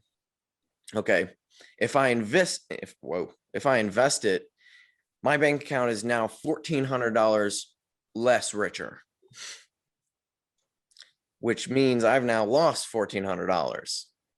I didn't, because it's still my money, right? I've just put it somewhere that it's not going to be directly spent, right? Access. But I still don't see the value of it yet. But if someone goes out and buys something, they immediately see the value of whatever they bought. It comes down to that time thing. And a lot of people aren't willing to. Go ahead. So I forgot what book it was, but it was basically explaining how the human brain is really, really shitty at thinking long term. It's really good at thinking short term, which in certain circumstances, for survival circumstances, it's good, because you see some food, you're going to eat that now because you don't know when the next time you're going to, when was the last time you saw a wolf look at a piece of deer meat and go, I'll put that in the freezer. Probably find another one later. Yeah, that doesn't fucking happen. Right. So like the human brain does a really good job in that circumstance, but at the same time, it can kind of dick you over, because if you're not able to see these long-term gains that you could be accruing in this short-term time frame, then you've now lost out on those investments. You've lost out in the future because you're thinking so in the now. So maybe it's just trying to not listen to yourself as much, listen to that primal brain as much, and take these short, instant opportunities, and instead using your brain and thinking a little bit longer ahead of yourself so you can make better financial decisions. Yeah. And that's why at the beginning of all of this, I said I advocate for learning how to basically live in the dirt or live in shit. And that's because when you're comfortable or you're capable of living shitty, you're more able to set yourself up for long term, because you can get rid of something like a stimulus so that it can work for you on the side, because all right, I can survive in this crappy situation. I know how to do it. I didn't need that money, right? It came to me as a gift. I'm going to let that gift work for me while I'm still working in my shitty situation. Yeah. Yep. You know, if you're surviving, now, if you aren't surviving, that's a different thing, right? Then you have to use that. Okay. If that stimulus was the only thing that's going to get you to live further, yes, then do what you have to do to survive. Yeah. But if you are currently, even if your situation is shitty, if you are capable of living, then let that shit that's given to you do some work for you, right? Yeah. Let it, so that at some point you're out of the shitty situation and then you get a bigger gift back. Yeah. Right. If you're using that stimulus on shoes, on new nails, mani-pedis, makeup, things like that, things that aren't going to keep you alive right now, and you don't necessarily need it, then what the heck are you doing spending it? You should be investing it. You should be putting it somewhere. And an investment isn't just like the stock market. It's not just stocks, no. An investment, it can literally be anything that will give you value, so that in turn will make you a better person. There are plenty of courses and things that you can find in literally any area. There are people that study ants. There are topics everywhere. If you want to take a financial course, or if you want to take a relationship course, or, this, that, the other, something to improve you, to help you to get better in other areas, then that is money well spent and will return for investing. Days and months and years. Yeah. It's not like that is investing. It's not just stock market. It's not just stocks. It's everywhere. And investing can also be materialistic, right? So let's say you're a photographer or a YouTuber, right? You can use your stimulus to get you a better camera, which is going to get you better videography or photography, so that you can sell at a higher price, which is going to bring you more money. Exactly. Right. More money for the same amount of time invested. Mm-hmm. If I'm not even going to keep going. That was a perfect example. That was perfect. Yep. Yeah. So you can invest materialistically, but your investment materialistically should be in a way that's going to then bring you back the money that you spent. Yeah. And so taking it away from money to wrap it all back around, I just invest my time right now, right? I work all the time so that I can get to a point where I don't have to work all the time, but that's later. Yeah. I just think if you work really, really, really hard for 10 years, it's a lot better than working half hard for 40. Preach, dude. Yeah. And I think I don't even know where this came from. So if anybody knows, feel free to credit them in the comments. But something that I heard once, that it only takes 10 years for an overnight success. It takes someone 10 years of working hard, busting their ass all the time to suddenly become a pop-up overnight success. I'd actually, not for nothing, Brady, I literally am listening to Atomic Habits, and that was said in Atomic Habits. Not saying that came from Atomic Habits, but that's so ironic that you're saying that right now. Maybe, I don't know. Maybe I might have listened to that at some point. I might have. But yeah, I don't think he didn't say the 10-year part though. So okay. Yeah. But yeah, it takes, what that is saying is that it takes a lot of time before you suddenly can have your breakthrough moment of success. And there's plenty of examples of this, and not exactly 10 years. Don't be like, okay, today's March 30th. Marking the calendar. March 30th, 2021. In March 30th, 2031, we're going to be millionaire. Yeah. billionaires. We're going to sell records, brother. But, you know, for example, let's talk about Nick. Okay. Nick is almost a prime example of this. To a lot of people, he seems like a brand new coach, right? Yeah. He's brand new to the scene. He's brand new to all this. But what wasn't seen is the last decade of training and educational stuff that he's done to learn everything that he can to be who he is now. Yeah. And just now he's recognized for it. Yeah. Right. It took him 10 years of training his ass off, trying things on himself, endless nights working and learning and soaking up everything he could and crunching different ideas and seeing what would work and what won't, to just now become the guy who's a freak. He came out of nowhere. Yeah. Yeah, exactly. Right. Like literally, he must have just rolled out of bed like that. Right. You know, people don't notice. They only notice you when they notice you. Exactly. And typically no one will notice you when you're working in silence. And there is so much power in the silence. Like right now, you and I are actually in like a really good spot because like there aren't a lot of eyes on us. We're doing what we need to do. And we know that in the end, this stuff was going to pay off, you know? Absolutely. It's just about executing.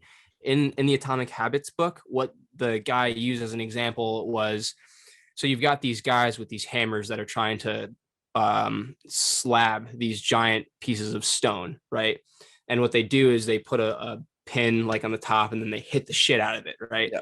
And it's not the last slap, right? It's not the last hit that slab comes off. It's the 100 before that helped set up that 101st that really made it happen. That's and then amazing. It isn't until that happens that you realize, holy shit, you know? Yep. And it's like, it's seen in music artists all the time, right? Yeah, all the music artists songs just that blow up out of nowhere. Yeah. They have put in a decade of trying to get that shit to blow up. That was probably their 50,000th song, honestly. Yeah. And they've published it everywhere. Yeah. You know, they've been doing the same thing for a decade. Yep. And finally there was one that got seen by the right person.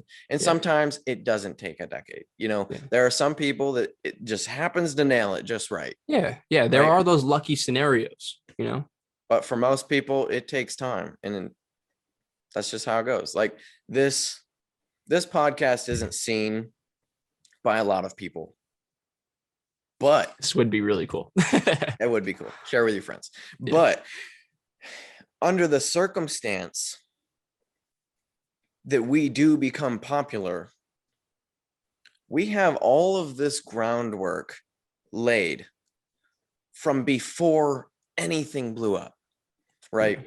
You'll be able to go back and see that we've been talking about the same shit from day one, even though the first podcast is not great.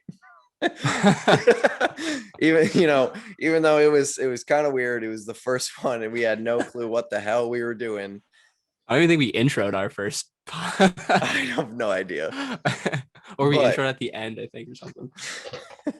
But we started, you know, and that's really the key to it all is we just started and we're doing everything we can in our power to work hard now and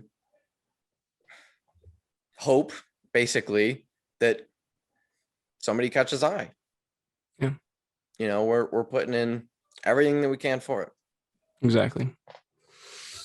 Yep. We're putting in the work. And if it gets noticed, it gets noticed.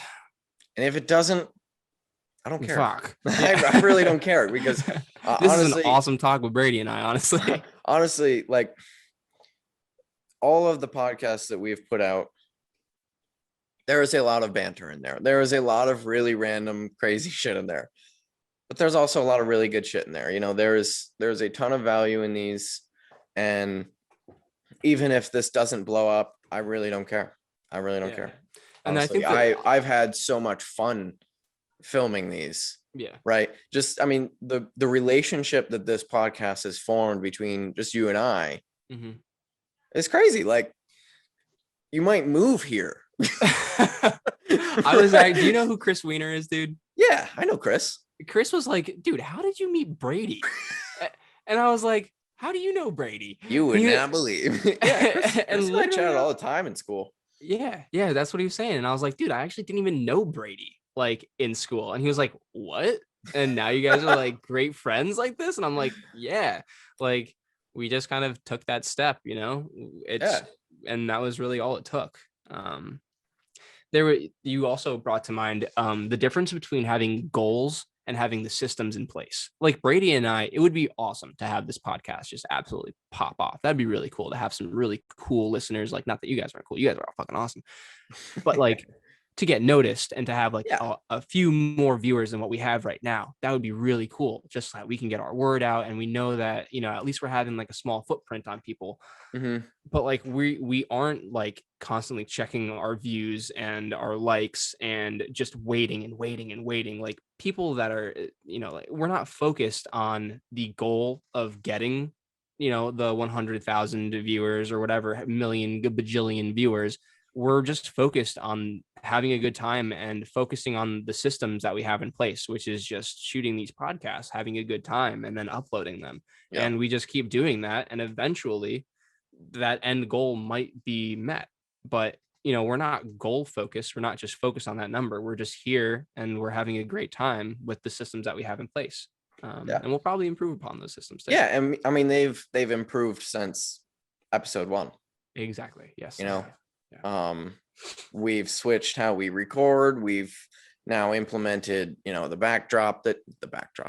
this fancy thing that you see here with our names down below and then the podcast up above. Like that's put in because I'm taking ideas from other podcasts that are successful, right? I'm trying to follow the footprints of successful podcasts, in the things that they have in place, but we still just come on here and just shoot the shit and now that we're in Zoom, we used to do this in Skype. Now that we're in Zoom, we don't have an actual like timer of how long we've been on these calls. Yeah. So we have no clue. So we just kind of chat. Like we just kind of chat, and then we're like, oh shit, we've been on for like 2.5 hours. Right. But that's just what we do. It's fun for us, and we hope it provides value to the people that listen. I'm honestly, I love doing this, and I love getting I get feedback from it. I've had a good handful of people message me and just go, you guys, this is awesome. Like, I love this. I love the environment, the vibe of the podcast. Like, you guys are really easy to listen to, but you also speak really good information too. Yeah. And I love getting those messages. Like they're nice. They make me feel good that I am putting out value, because that's my goal, right? We were just talking about that. Like the original goal is to put out value. Yeah. I think that's the coolest thing about this podcast, in my opinion, is that we're not like overly information filled. And we also don't have like just like bullshit, like this is like a very no bullshit podcast. We tell it how it is. And we have a good time while we do it. Yeah. It's just fun. Yeah, exactly. Hey man, I think we actually have been on for like 2 hours. I think so too. Yeah. All right. So real quick bodybuilding thing, because I do have to lift at some point. True. What's your best thing, worst thing? Welcome to episode 21, everybody. Speaking of introing at the end. Yeah, right. Yeah, we kind of just like you like stealth started that. I did stealth start that because I knew we were already chatting about things, and I was like, we're just gonna roll with it. Yeah. Best thing, 275 for 4 barbell row. I hope it's not the last time ever. Worst thing, why is my RDL not heavier? I don't know. I also don't know. I think so. We've gone through your RDL a lot. Yeah. And I don't think it's going to be an issue anymore, dude. I don't think so, but I also think there's a cue that you're overthinking. There might be. When I watch your RDL, I really feel like there's something that you're over cueing. Like I watch it and I'm like, I feel like he's paying attention really hard to one thing right now. And I haven't pinpointed what I think it is by watching your body yet, but I will have an answer. All right, that's fair enough. I got to watch it a few more times. I will admit that that's something that's been I've been really trying, or I've been really good about not being in my head for my sets recently. Yeah. I just kind So of like, yeah. with your row, it's very apparent to me that you aren't thinking about the hip hinge. Yeah. It is very obvious. I can tell because you just drop right into it. Mm-hmm. In your RDL, it feels very calculated how you're trying to do. Like, you know how we cued center foot for you? Yeah. And then we like readjusted your body position a little bit so that the bar dropped straight down over center foot. Mm-hmm. It almost feels like you're now over cueing it. If there's one thing I'm going to be focusing on, yeah, that's actually probably it. Because that was the last thing for me to like focus on after I was told to not focus on anything. So Yes. that, yeah, you're right. That could be something that I'm focusing on a little bit too much. Because yeah, with your row, you literally just like drop down into it and then you do your row. But with your RDL, you're like, it's almost like you're trying to make sure your bar path doesn't go wrong. You know what I'm saying? Like, yeah, you're trying almost as if you're like viewing yourself from an external source and you're trying to just see the bar do exactly this. dude, third person is like giving it justice. I had like cameras, like 360 cameras, constant feedback looping into my brain, like thinking about every single muscle possible. I was really bad with it, or good with it, depending on how you look at it. It was good for a second. It's good to learn, but then it's not good to carry into strength. I will admit. Yeah. It's good to know how to move and to know these rules before It's good you to go visualize your sets. Yeah. However, do the visualizing before the set. Before the set. Yes. Not during. Preset visualization is huge. Sometime we'll talk about that. We'll talk about like preset techniques and what you go through and that kind of stuff. But yeah, for sure. Yeah, your RDL should have no problem. You'll be fine. I think I'm gonna hit Just my move 3-plate it. RDL. Yeah, Just move I'm gonna it. hit my 3-plate RDL. Do 300 first. You have not touched 300 pounds yet. True. Yeah. Remember like, well, that's probably like a month and a half ago, I was like, hey, do 295 this week. And then the next week after that, do 305 so that you've broken the 300 barrier, and then you'll be fine to do 315. When was this? A handful of weeks ago. Okay. Probably almost 2 months ago at this point. Okay. And then like that next session, you just threw on 3 plates and it swamped you. Yeah, dude. You remember that? Yes. Yes. And now I remember that. Since then, you haven't gone back to it. Yeah, I haven't touched it yet. Right. That's why I said do 295 first. Okay. All right. Because when you jump a half plate, it will just fucking bury you because you just like, you've never felt the weight in your hands, especially if that's your highest movement or your highest weighted movement. It will bury you. Absolutely bury you. You haven't touched the weight before. And there's a mental game that gets played as well. So just like, Huge, you got to take that one in chunks. Yeah.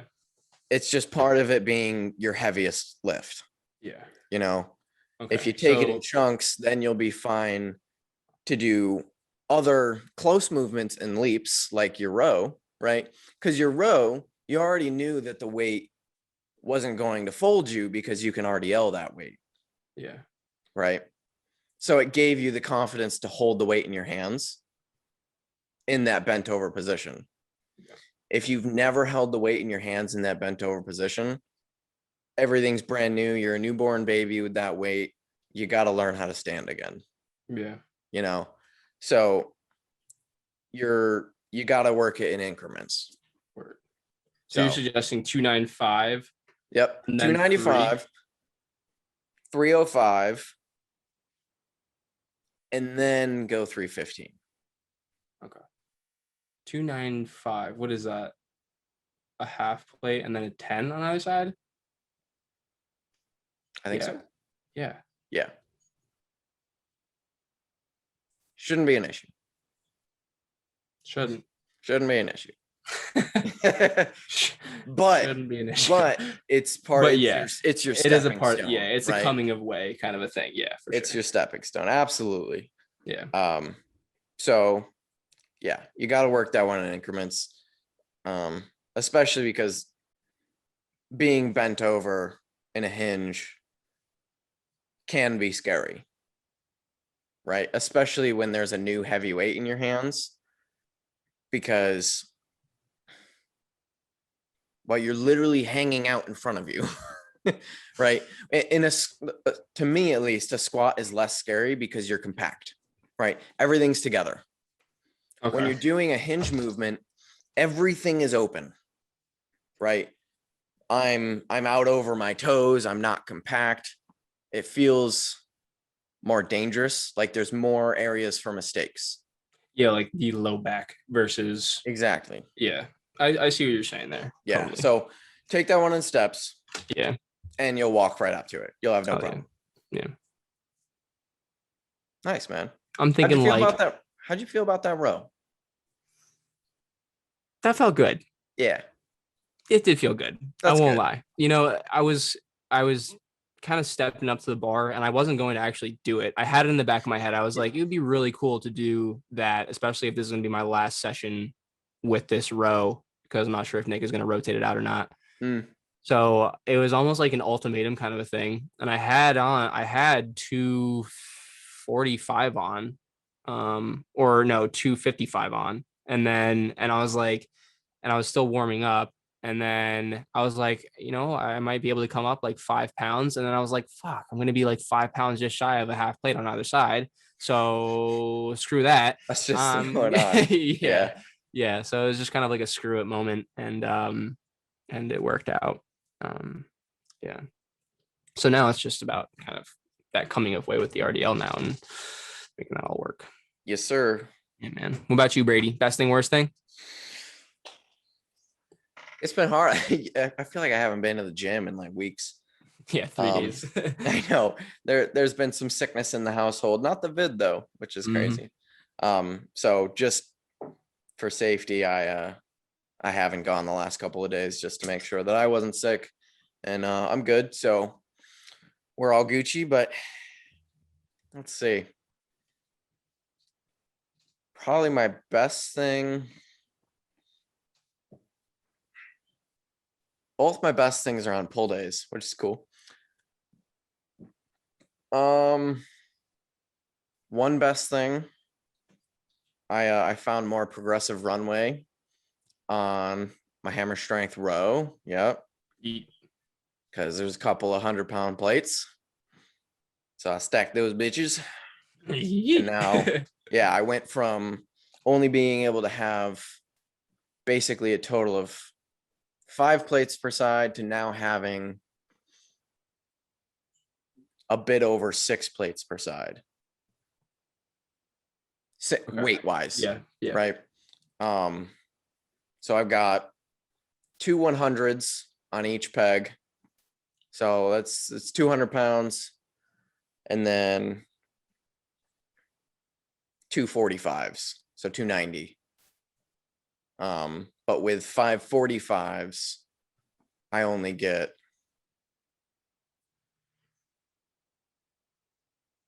$180. I'm trying to do math here. 2 or 2-3 something. 225 or 235. Yeah, 225. Oh yeah, duh. Just 45 is all we're dealing with. Dirk. Right. Durka. Yeah. Wow, that was bad. Right. Meathead. Yeah, so I went from only being able to have 225 to 290 on there, which is big. So yeah, totally. That was good. And then I rode 385 for 6, which felt good. So I'm really creeping towards that 4 plates now that we've pulled back on legs, because that was kind of a big bottleneck for me. Was my legs were just fried. Even doing barbell rows, my quads were in pain, just because they weren't recovered, and then trying to stay stable in a row.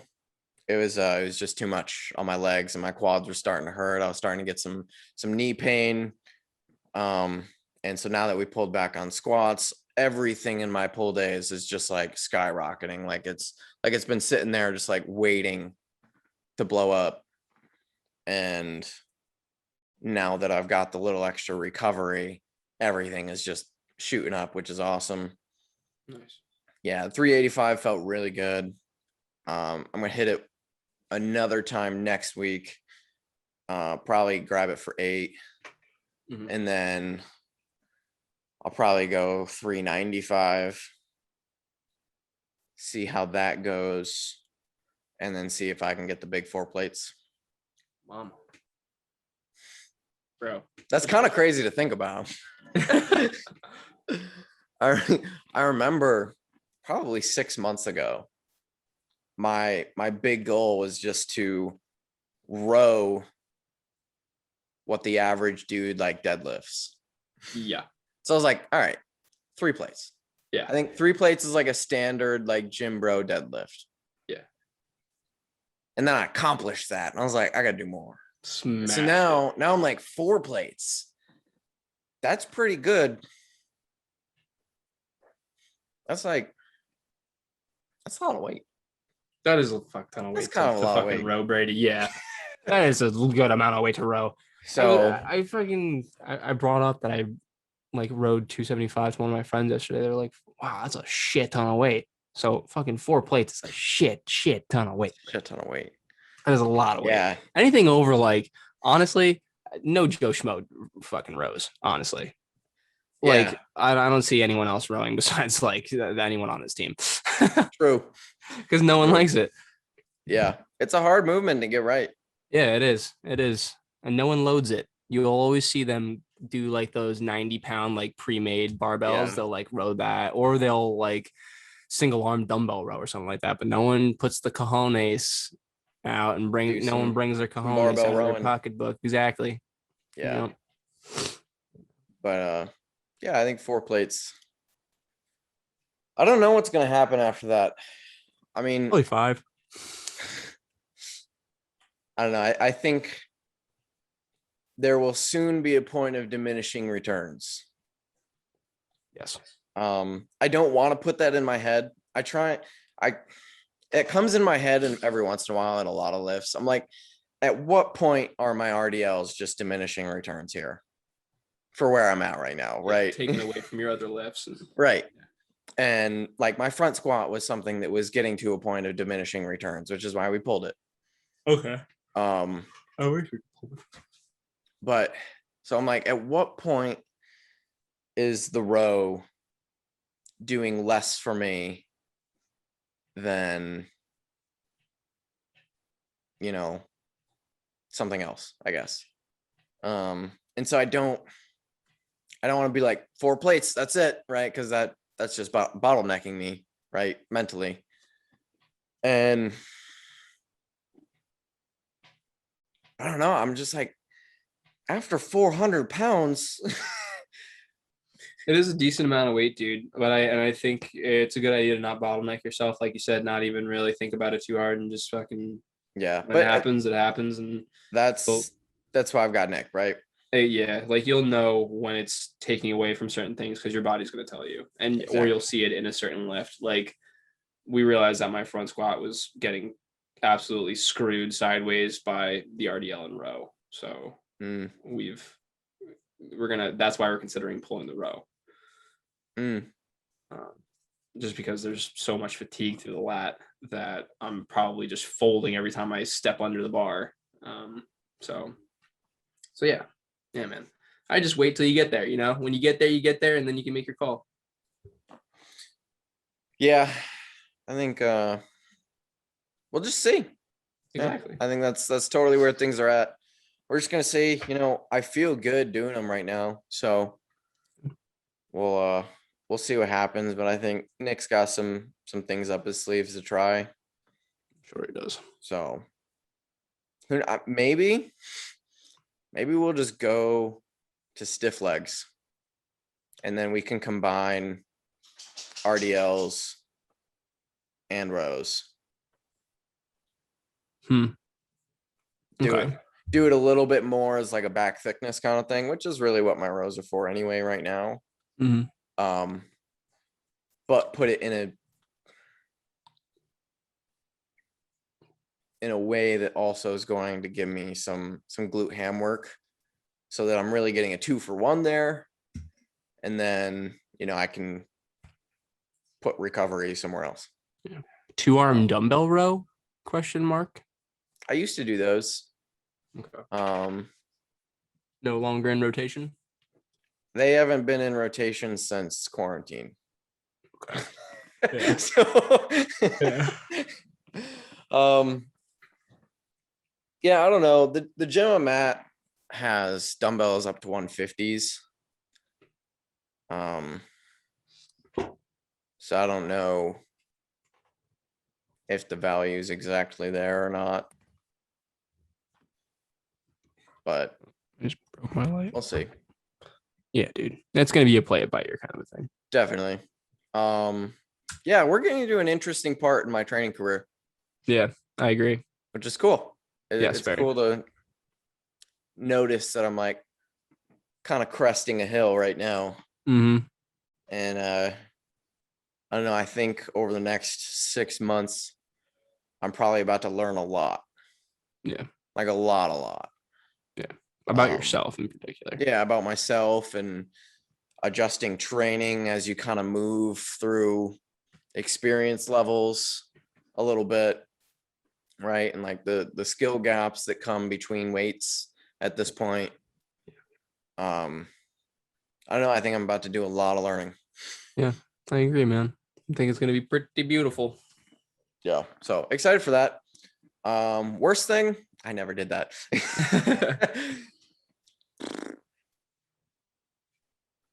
I had a bad push day.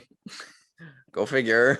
I feel like that's just a go-to, but I don't know. There's not too many bad things. I mostly just miss being in the gym because it's been a couple of days, and I already last week had a couple of days off the gym, so I feel like I've only been in the gym like 3-4 times in the last 2 weeks.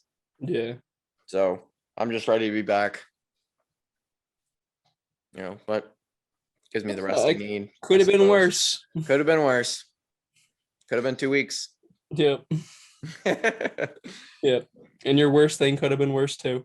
Definitely. I could have got hurt. Whoa. Hey now. Knock on wood. Whoa. Yeah. But yeah, man. We've been on for like 2.5 now. Crushing it. Yeah. We just that was a business anabolic podcast. It was. We have that in our title. That was the first time we covered anything kind of businessy. Yeah. Huh, good for us. For us. Look at us. Comes out natural. Exactly. Just shows up. Yeah. But yeah, man. We should wrap up. I still got to train. We got to get this episode up. I'm losing track of what days it is. I think it's Tuesday. Yeah. It's still March, right? Yeah. March 30th. Yes. Is there a 31st in this month or no? There is. Shit. Damn it. Gotcha. Right. But yeah. Get a YouTube video made, man. Yeah, it's happening. What are you making? I think it's gonna be a sit-down video. Ooh. Instead of like me moving around. I might make it a little bit more informational. All right. I respect it. You got like 3 days. Yeah, I got you. I got the people. Don't you worry. All right. All right, man. All right. We'll Brady, it's a pleasure talking to you, man, as usual. Always is. And guys, thank you for tuning in and listening. Yeah, hit that subscribe button. I know 80% of you have not yet. So I look at the stats. Anyway, we appreciate you guys. Share with a friend. And we'll catch you later this week. And then we'll hit you with another TWA in next Tuesday. Hey. All right, guys. Deuces.